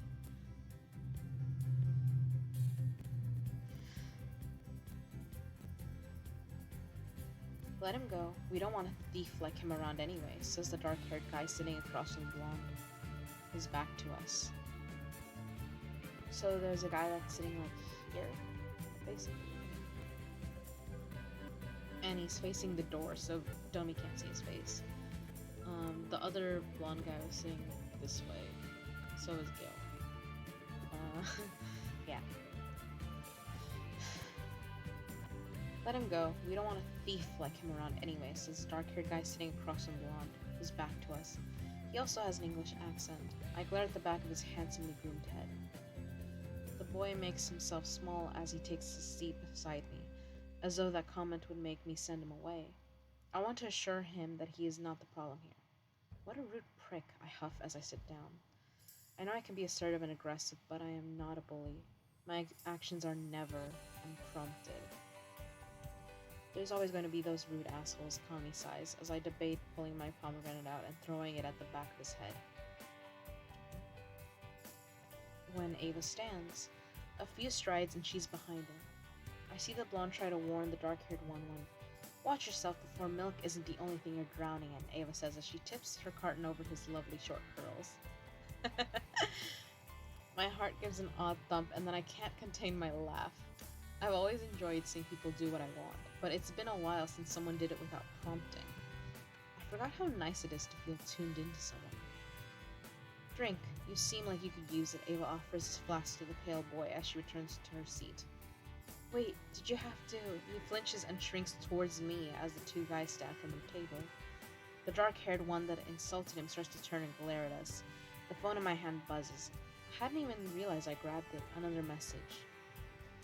I miss you, Demedia. Please, goddess. I'm sorry. I'll take any punishment you see fit. I have to admit, remembering the way his voice sounds when he says things like this makes me smug. A step taken towards us makes my blood boil. Oh yes, the punishment will be divine. I am the goddess and I will set things right. I can practically hear him whispering in my ear. Put him in his place. Put him down. He belongs beneath your heel. Make sure he never forgets to pay his respects. Show him true divinity. He's not even here and he's tempting me. Always inciting me to do more damage. To punish. Sit your ass down. It takes me a moment to realize I've spoken out loud. Damn it. Oh well, I couldn't help it. I sigh knowing things are going to escalate, but I'm also thrilled to see how it all plays out. Excuse me? You heard me. I keep my eyes on my phone. It's irritating how assured I feel from his words on the screen, but it's also exhilarating, empowering. Out of the corner of my eye, I can see his other friend starting to sit back down. I think I heard wrong, little girl. I can feel the heat inside me drawing up, and I can see it in my reflection on the phone screen. My eyes have changed from their usual brown to pink.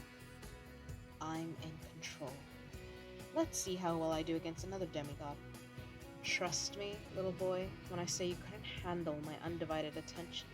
So you better sit your rude ass down before I stand up and make you wish you hadn't used that tone with me. I smirk. It's getting harder to control the urge not to look up. Oh, but it is a pleasant frustration. Waiting always is. Dagger, just let it go, his friend the blonde mumbles, reaching out to stop him. No, I want an apology. He shrugs away from the hand on his shoulder. Don't be stupid. Dagger growls, ignoring his friend's warning as he takes a step towards the table. If you take another step, you're going to really wish you hadn't. I allow my scalding intention to pour out from my lips as I raise my eyes, pinning him in place, and I can see his thought process stop as I see his face for the first time. Caso e trente. So, while Domi has made him stop, she also is thinking this. So, Caso e trente is like, fuck, he's hot. Oh no, he's hot. Or no, it's the literal translation is he's attractive. But you guys got what I meant. It makes me laugh every time. So, here's his description. Dark eyes, milky skin, stubble attractively shadows his jawline. A mustache and a faint soul patch draw attention to his lips. Even dripping milk, his hair has nice waves to it, so I can see some. Even dripping milk, his hair has nice waves to it, and I can see small dark studs in both earlobes. Still, an ass is an ass. I flick my eyes down from his face briefly. He exhales as I look at what he's wearing to give him a chance to steady himself. He's wearing a charcoal blazer, a casual white collar shirt. His jeans are faded dark blue and black Converse. He's lean, but I can see the subtle bulges his biceps and calves make. When my eyes get back to his, a flush has creeped up his cheeks. Run along, little boy. I made my warning clear, and I don't like to repeat myself. Ava's voice reminds me why we're staring so intently at each other. Ava's features have shifted to those of a Gorgon's, snake-like and dangerous. She's gorgeous. Kami stands as her eyes begin to glow a violent red. You better run along now. Dagger growls at us, barring sharp canines but backs off. The other guy grabs his arm, steering him away, probably to change his shirt. It's a shame. He was so attractive. I did enjoy seeing the dark fire in his eyes before he saw the one in mine. How quickly it stopped him in his tracks. How cute. Well, they won't bother us again. Hey, you look a little pale. Did we scare you? I can't help my reflexive grin when the question spills out. Sorry. What's your name, kid? I inwardly wince. Kid. He only looks young. I need to work on it. Oh, my name is Eagle. Call me Gil. He has a slight accent that I can't place. German, maybe. His voice lilts upwards with it. Your names? He leans forward slightly. So, Gil's name? It's spelled E-G-I-L. So I'm pretty sure the pronunciation is Eagle or Eagle, but I think it sounds like Eagle. So, but yeah, we just use Gil. I'm Domitia, but give me any nickname you want. Ah, is Mila okay? Go ahead, sounds good to me. I don't get that one often. He smiles shyly and nods politely. And you too? And you too? I gesture as I introduce Kami and Ava, including their possible nicknames. Both of them settle back into their chairs now that the threat is gone. Azumi. Okay, sounds cute. Gil has a twinkle in his eye when he sees Kami. Aw. Hello. He waves at us as he tucks a strand of hair behind his ear. Hello. Kami nods to Gil. Hi, but seriously, take a drink. Maybe it'll put some hair on your chest, Ava says as she slides her flask over to him. Gil raises it to his nose. What is it? He's apprehensive of taking a sip. He's already got an idea. Of course he does. It's in a flask. It's alcohol. Trust me, it's good. What? Are we even allowed to have this on school grounds? Gil hands it back, opting out. He casts an alarmed look about. More people are streaming in, filling up the tables. There isn't a rule against it. Some gods accept alcohol as part of their offering, so I imagine they can't prohibit it. Not to mention that the legal drinking ages vary. I mean, in Italy, the age is 16, but also it's socially acceptable before that, as long as your parents are around. I enjoy the occasional drink, but I'm always careful. I was raised to indulge in moderation, but I'll admit that sometimes I can lose track of myself when I'm having fun. Luckily, I haven't lost track of alcohol yet. I've managed to avoid ever getting buzzed. I like being in control. I can't deny that I'm curious, but I also don't want it to be added to my list of vices. I pick up habits easily. I pray that most of them are good. Where are you from? I asked to change the topic. Sweden. I'm from Sveg. It's a little farm town. Ah, that explains the accent. Who are you all related to? Gil asks innocently, glancing round at us. I start to cross my arms when I realize I'm acting defensive. Damn, I sigh when I see the worried look across his face. He's just curious. He can't know how reluctant I am. I guess it can't be helped. I was hoping to avoid this question, but, well, I'll have to tell everyone tomorrow anyways, and the others in my pantheon already know. I bite my lip, preparing myself to be left sitting alone at the table when I'm done speaking. My dad is the Roman god Subagus. I keep my eyes down on the table, expecting to see their trays disappear. I manage not to wince when Kami picks up her glass of water. So this is it. Izanami on my mom's side, Utsunushi on my dad's side, Kami says after taking a sip. Huh? Gil can say that again. They aren't reacting. Maybe they don't know about my father. Ah, which gods are those? Sorry, I only know a few of the Norse gods. I don't even know how I got here, truthfully. Gil chuckles as he scratches the back of his neck. They are Japanese gods. It's okay, not everyone knows, Kami reassures Gil. Maybe that's it. Most who know their pantheon don't look for information on the others, so perhaps they don't know about some of this. He is just a minor Roman god. Just as I'm feeling relieved, Ava meets my eye. I'm sorry, that sucks, Dottie. I feel like I've been slapped. She takes a sip from her glass before answering the question herself. And I'm related to Seto and Dionysus, so both Ava and Kami are godlings with powerful ancestors. Of the ones you all named, I've only heard of Dionysus. Gil chuckles. That explains the alcohol. And the wine-colored hair. But what are the other gods known for? Oh, how rude of me. I am the grandson of the Norse goddess Raun. So, Raun, her name is spelled R-A-N. There's like an accent mark over the A. But I was listening to some like the correct pronunciations, and it's a rolling R, and the A sounds like O-U. So Raun. So it's round without the D, and it's a rolling R. It's funny. I'm not even sure what she does. Raun. From what I remember of my studies, she's a very cool sea goddess. She's associated with storms and death.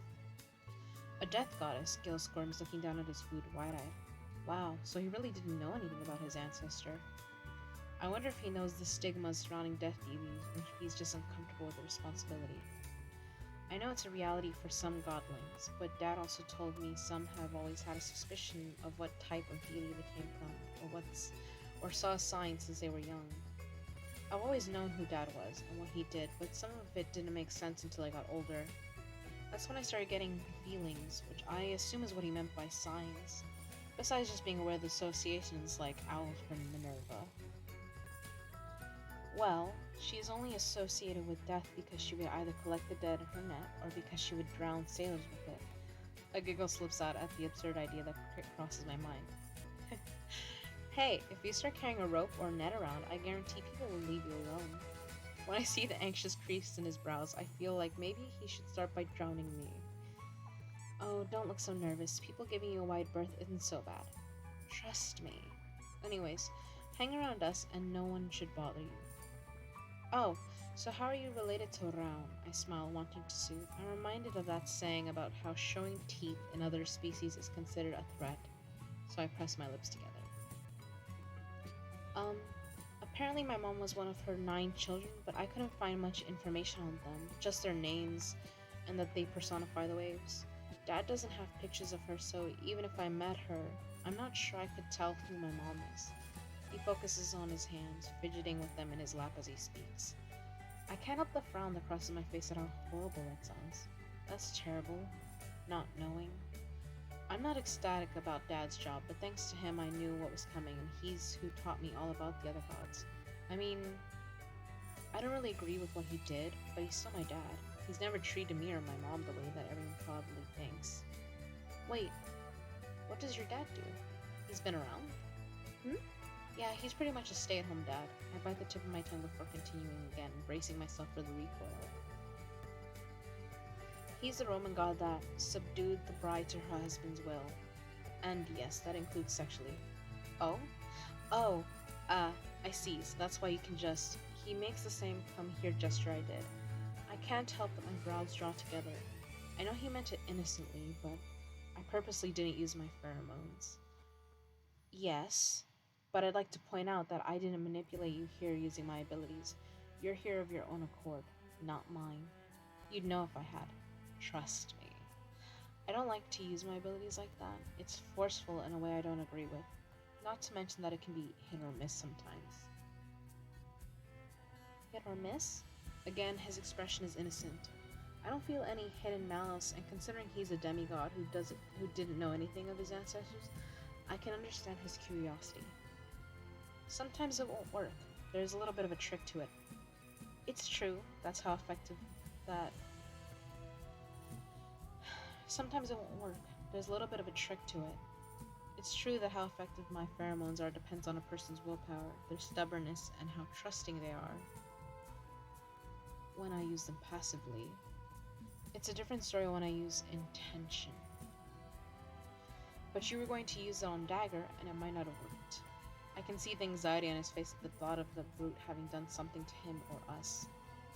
I soften my gaze purposely. Recalling that brief sense of a threat makes me want to spill my pheromones out and change my eye color again.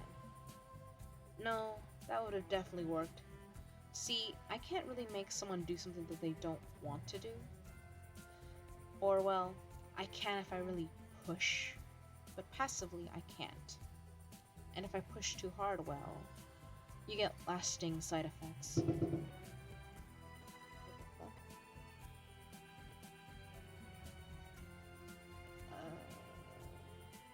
Okay, that was weird.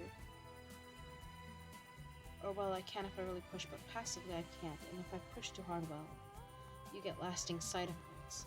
People tend to get a little mindless. I bat away a memory. Anyways, if he had tried anything, I would have told him to walk away. Considering who sat at this table, he would have wanted nothing more. He might have fronted on us, but I sensed his anxiety. Giving him an out would have been exactly what he wanted. Getting his butt kicked or making him pee his pants in the cafeteria would have been a lot more embarrassing than just some milk on his head. I giggle. I don't feel the need to add that I'm fairly certain he was attracted to me, so he wouldn't have risked losing favor by attacking. Plus, there are gods in the room. Although I doubt any of them felt the need to intervene over something so small. What? I ask when I notice him staring at me in awe. That's really smart. A slow smile spreads across his face. I just happen to know how to persuade people. You had questions, right? I returned his look with a grin. Oh, right. His eyes returned to Kami's. So, what do Seto and Izanami do? Izanami was the wife of Izanagi. She was the goddess of creation and death. But when she died giving birth to her son who burned her, she went to Yomi, which is like our underworld in a way. She then became the queen of Yomi, the goddess of the dead. Kami explains carefully. Sounds like the tales of Prosperina and Isis. I'll admit, the gods I spent time looking into were mostly the Romans, Greeks, Norse, and occasionally the Egyptians or Aztec. Seto is the goddess of the dangers of the ocean and sea monsters. She gave birth to a lot of monsters like the Gorgons and Sirens. Seems both Kami and Ava have common abilities to what Gil can likely do, although the fact that I picked them probably says more about me than them. For a love goddess, I've selected powerful, frightening friends. I suppose living with Dad has broken my danger meter since I feel perfectly safe and comfortable. Then again, with Dad's reputation bound to me, perhaps it's only natural that I'd search for individuals who wouldn't be intimidated. See? Another death goddess is at your table. You're in good company, and Seto has to do with the storms too, I believe. You fit right in. Don't sweat it. Gil smiles at my words, relaxing and starting to eat. His plate is surprisingly big with a lot of beef. Interesting. Oh, so then what does Futsunushi... Gil is interrupted when a guy with another tray walks over and sits down next to Gil. He's gorgeous. Nice cheekbones, tan skin, ear piercings, and thick, dark, curly hair. When he sits down, I see something like recognition across Ava's face. Sorry to interrupt, but I couldn't resist joining you. I sense a discordant note. He grins at me as he leans forward to make direct eye contact. I'm struck by his eyes. I can't place the color as they seem to change with every movement. What really catches my attention is his pupils. They're dilated. However, he doesn't smell of weed. They make him seem wild, animalistic. I can't take my eyes off his face. The gods personally sculpted this one. There's no way I'd believe any other explanation for such beauty. Not at all, Kami says. You're fine, I say, not missing the way his eyes glitters or the way his eyes glint or the faint smirk. The more the merrier. As long as you mind your manners, I grin back. There's something in the way he's looking at me that's familiar. Playful. Of course, in that case, allow me to introduce myself. My name is Cal. Hi, Cal. I'm Ava. I'm the granddaughter of Dionysus. Cal nods to her in greeting. There's a question in her eyes that he ignores. It's nice to meet you, Cal. Kami nods at him. Gil shifts in his seat so his back is angled towards me as he faces Cal. His small indication of trust warms me. Nice to meet you, and your names?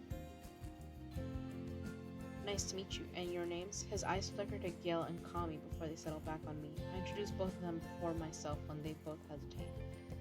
Domitia, but call me whatever nickname you like. It's a pleasure, he smiles at me. Oh, he hasn't seen anything yet. He turns to Ava. Dionysus, was it? In that case, want this beer? A peace offering, if you'd like. I suspect you wouldn't like it. No thanks, I'm good. Beer isn't my thing unless I'm doing keg stands to show off. Beer? Is it good? Cosme asks. She takes a delicate bite of shrimp. Not when the comparisons are animal piss, Ava wrinkles her nose. You're lost then, he tells Ava, giving Kami a grin. Let me check. Cal pops open his beer on the corner of the table, taking a sip before humming his appreciation. This is good stuff. Better than I expected. Want some? He offers it to Kami. No thanks. Beer tastes weird to me, Kami says as she sips her water. Cal shrugs and lightly knocks her beer against the tall mug Gil has. What's that you got there, kid? Huh? Oh, I'm not sure. Mind if I... Cal reaches for it. No, go ahead. Gil makes a small be my guest gesture. Doesn't smell like something I recognize, Gil says as Cal raises it to his nose. I think it's mead. Try it, you'll probably like it. It's funny. A lot of things that you think would taste disgusting can taste really good if it's something your ancestors used to eat. But when I get drunk, Gil's fingertips hover over his bottom lip. His nails are painted black. I wonder if all the death gods have black stained cuticles, since Kami's are painted as well. I don't think this'll do it to you. Although if it does, who cares? Not like we have class today, Cal grins. Gil shifts uncomfortably, partially towards me under Cal's gaze. How can I resist protecting him?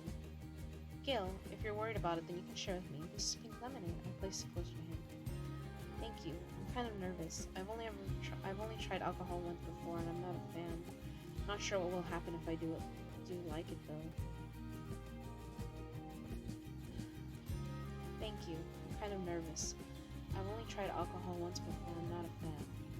Not sure what will happen if I do like it though. There's something gray in his tone as it drifts. Mead isn't too bad. It's sweet, Ava says as she downs her wine. Yeah, try it before you pass it off. Cal lightly bumps his elbow against Gil's to encourage him. Gil shakes his head slightly, but takes a sip. He stares at it as a faint blush dusts his cheeks. He likes it. Good, right? Go on, you can keep drinking it, kid. It's yours. They gave it to you. Don't be a bad influence on the poor dear. I try to sound scornful, but I end up giggling. I don't approve of pushing someone to drink, but I got the feeling that Gil wasn't completely against it.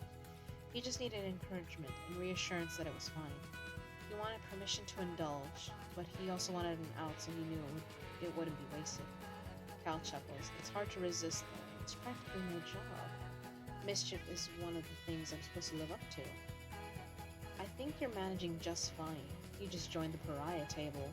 I smirk. Oh, I know. I did it on purpose. He takes a bite of the steak on his plate.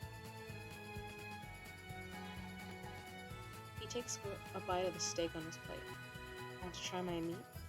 I look down at his plate. It's massive. There's a slab of meat on it with garlic and onions, a wheat bread roll, some peas, a cucumber, grapes, dates, and a slice of honey cake on the side. I have to admit, it does look good. As soon as the joke comes to mind, I can't help but tease. I lean forward, my eyes down, placing an elbow on the table, leaning my chin in my palm and tilting my head.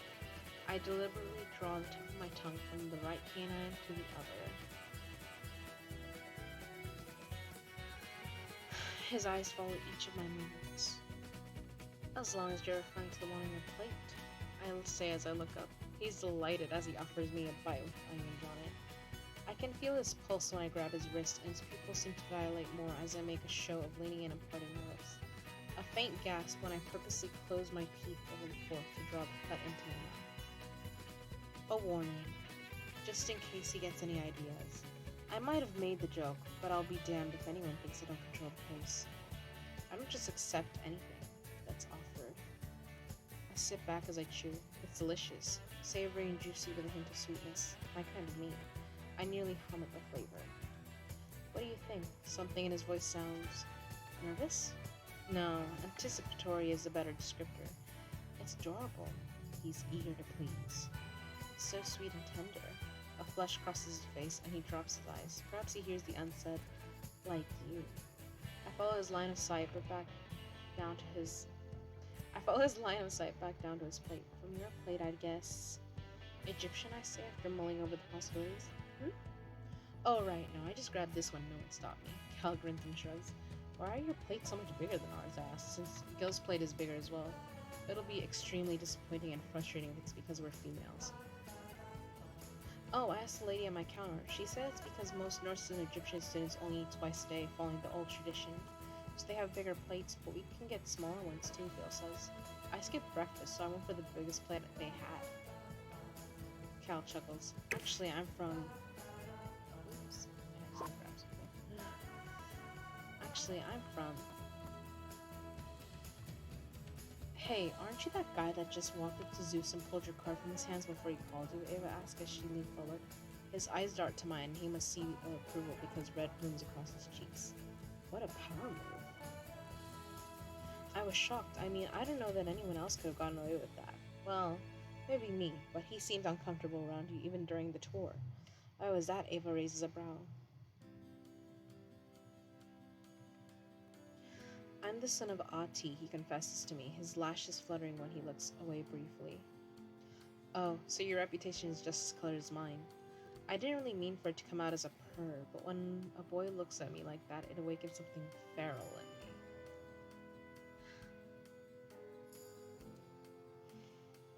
I probably should have said that differently, but it's fine. Ah, who are you stuck with? His voice colors with intrigue, a brow rising as his eyes wander over me, like he could guess from the way I look. Although perhaps he's just taking a chance to check me out. My father is Roman Galactophagus. I manage to sound casual as I spear a piece of lasagna. Honestly, knowing his mom is Ati puts me at ease. Sure, he could be using his abilities to lure me, but now he knows that I could also use mine. And you said your name is Domitia? Another sharp burning sting across my back wakes me up. Yes, don't call me that again. The burn spills out of my lips before I can stop it. I refuse to tolerate disrespect, especially once boundaries have been explicitly established. Perhaps we should be wary of this one. Just making sure I heard right, he chuckles, hands momentarily up in surrender. He shouldn't have flashed his wrist so willingly after such a misstep. You don't look like one. What a misnomer. Mind if I call you Domi?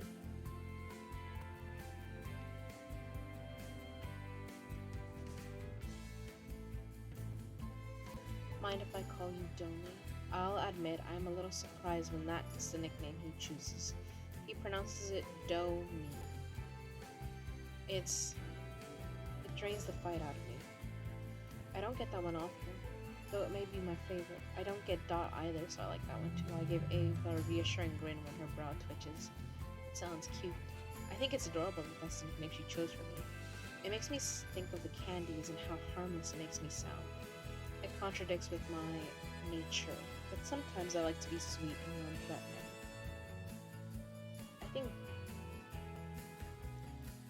I think Domi suits you, but that may be a bit forward, he winks, having pronounced it this time like Dom-me. I can't help but laugh. Maybe if he begs. Well, aren't you a bold one? I look him up and down, his cheeks pinking clearly. Ati? Gil asks attentively. He's nervous about interrupting us, but I'm glad for the reminder. I need to slow things down. Besides, I find that Gil's wonder revitalizes my own. I can't believe I'm finally here. The daughter of Eris and suspectedly Zeus, Ati is the goddess of ruin, misfortune, evil, mischief, guilt, infatuation, obsession, delusion, and folly. She lured many men to their demise, an original femme fatale. You do your research, Cal leans forward on the table. Dad wanted me to be ahead when I got here, so he made sure I studied. I really only remember the interesting ones, mostly females. She always sounded amazing to me. She's got power.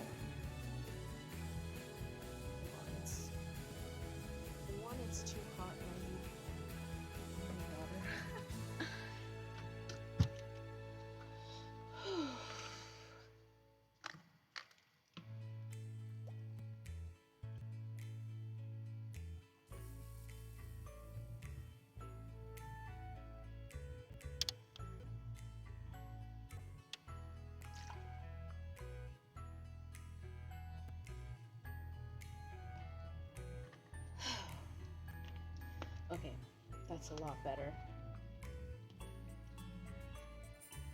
I just finished my second liter of water for the day. I usually drink one of these after breakfast, and I try to finish the second one throughout the day, but I already finished it because I kept it warm in here. She's got power. Well, it's an honor to have my mother, and myself by extension, considered to be interesting, he grins as he resumes eating. Where are you from, Cal? I was born in Greece, but I was raised in Italy. I'm guessing you are too from your accent. You sound like home. Thank you, I think. I wasn't aware I had an accent. In fact, I've gotten some comments that when I speak English, I sound American. I'm surprised you weren't raised where your mother was from. Well, I know she was my mother, but I was only raised by my dad. That happens a lot when the gods are the parents, Ava says as she stands up. Anyways, I'm gonna go throw away my trash and turn in my tray. I'll be back, Ava says as she walks off. Cal nods at her, and I go back to finishing the food. I got distracted by all the talking, and I forgot about it. Gil and Kami don't seem to mind the silence. At first, it makes my skin itch, but slowly I settle. The silence becomes comfortable. Okay, how long have I been going for? For like 2 hours. So those are the first 2 chapters. I have... How many chapters do I have? I have like 3.5. Cause I have like the beginning of chapter 4. I still have stuff to do with that one. I wanted to show you characters, but honestly, I feel like kind of lightheaded and tired now after all the reading. I feel like I'm probably gonna have to redo that. I'm gonna have to do that retelling on one of my on my sister's stream, probably one of these days. She actually has people watching her, but yeah, it's good practice for me at least. And I mean, like I said, I posted this on my Instagram, so maybe some of my relatives will see that be interested in watch this later after the fact. I'm putting all these on my YouTube, but yeah, I also realized that I have to make the gods, because I have like our characters made, and they're in the gallery. Like you can even look them up, I think. So I have Domi and her boys, which is like later, that's kind of her harem. And then I also have, I'm pretty sure Deity University, this lot, yeah, is available to look for in the gallery and stuff. I do have the main DU chars, so like the main DU characters. I haven't made much of the side characters. I do have like Ava's harem, so this is Fuller Blondie, Ava, Kami's harem, which kind of includes it kind of includes Gil. I know his hair here is like reddish brown, but I don't know. I think his hair didn't really fit like these other 2 kind of blonde versions. Yeah. I think I did change it later.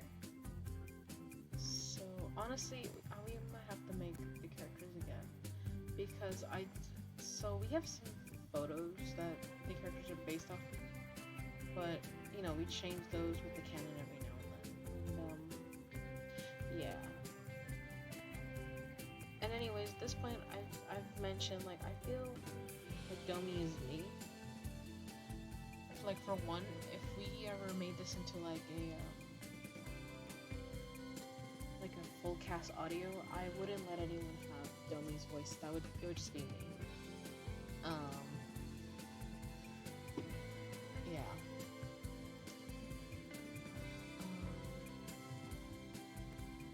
I don't know, because when I was writing Domi, I purposely gave her actions and stuff to do that aren't too crazy outside of the realm of me. Other than that, like, she's a lot more passive and assertive than I am.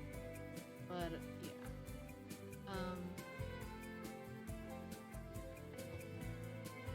So there's that.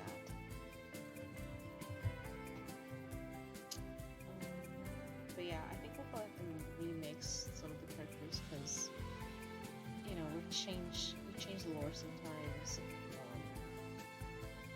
Or I have a lot of old pictures of the characters, but I'm like, oh, I could probably recreate them a little bit more faithfully.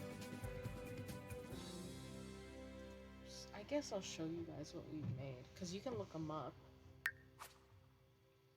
So the main DU chart, I'm gonna click on this one because this one's the oldest. I mean the newest probably. I have a lot of packs by the way that I use. So this is Dummy. I don't know, I guess you guys would be the judge on whether she looks like me or not. This is Cal. Oh, we do, I didn't say their last names when they introduce themselves because I feel like once they become gods, like their last name is something that they kind of give up. Like, why would you need it? Like Zeus is just a name, right? Jupiter, Odin, they don't really have last names. I think Odin does, but you get what I mean. So, Domi took on her mother's, because she's a demigod, so Cal is a demigod as well. Here's Dagger. His transformation, it will be explained much later. This is Gil. I just did the mermaid one because it would be fun, but he doesn't really have mermaid tail in my head. We might change that later, we'll see. This is a Khan. This is the Thor looking guy that we mentioned. This is Kami.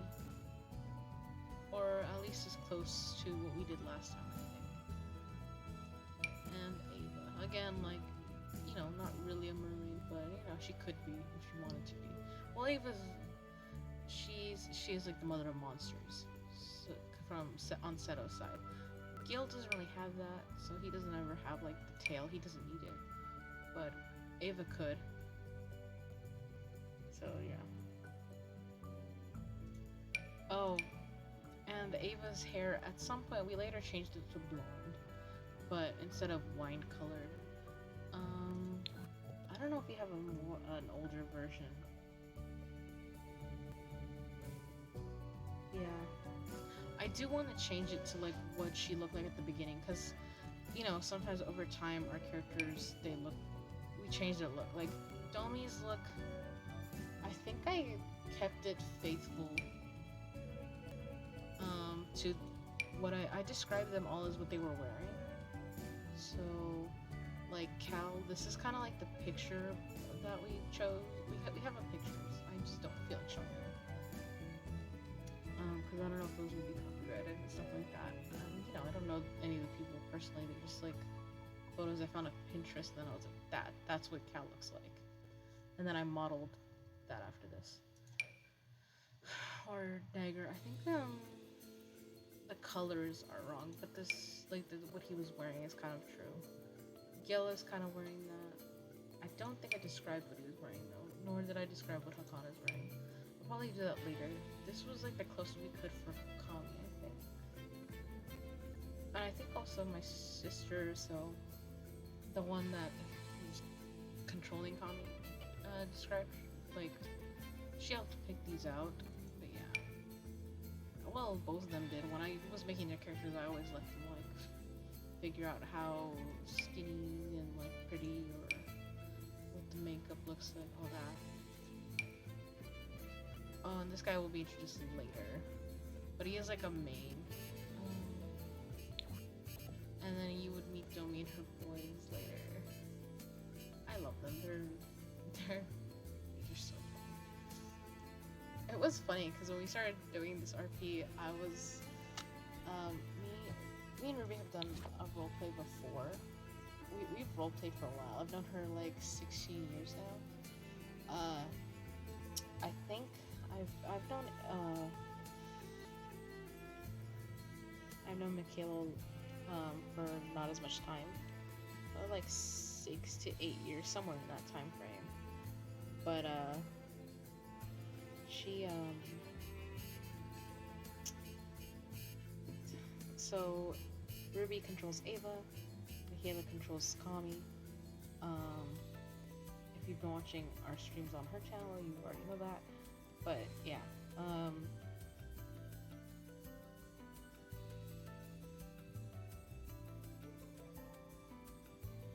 so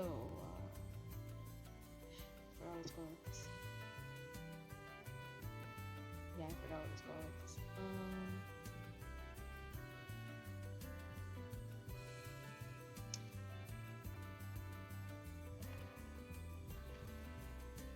I don't remember. I don't remember why I brought up my sisters. Oh well. You can tell my brain is fried after all the reading. I do find it fun though. I like to do Dummy's voice. I don't know that I make her voice all that much different from mine, but I try to like keep a rein on my lilting. Because I recognize my voice goes up and down and all that depending on what I'm saying and who I'm talking to. Because like no one's watching, I am feeling bold in acting however. So yeah. And saying what I want. But yeah, we're gonna have to remake the characters probably. I always include my sisters usually when we remake their characters because I'm like, they're your characters. I mean, I might have to do like more faithful looks of what the girls look like at the beginning because I'm pretty sure when I did the guys, I described like I dressed them the way that they were supposed to be dressed. Well, like they were dressed on the first day is kind of the thing. I think with the girls we didn't do that. We didn't dress them up like how they looked on the first day. Stuff like that. Yeah. Oh, I guess I can kind of show you what. Okay, I'll save this for next time because I'm just doing like the first 2 chapters. I can on the next time when I do the 3rd chapter, or like hopefully the 4th, that's when I will show you what's on the 2nd floor because and I'll explain these rooms because it's kind of like I don't want to tell you before I tell you before I read you the story, you know. But yeah, so these are some of the important places. So this is DU. And it's just the beginning. So yeah, I'm gonna try to write more, but it's difficult. Because to me it feels like, oh, we roleplayed this like so long ago.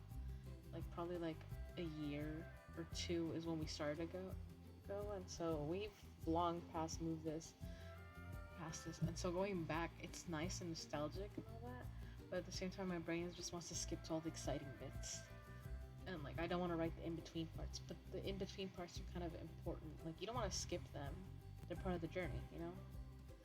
But yeah. So I think we're gonna end this here. I know I didn't like show or do much, but it's because if I'm reading to you guys, yeah. So there's that. All right, guys.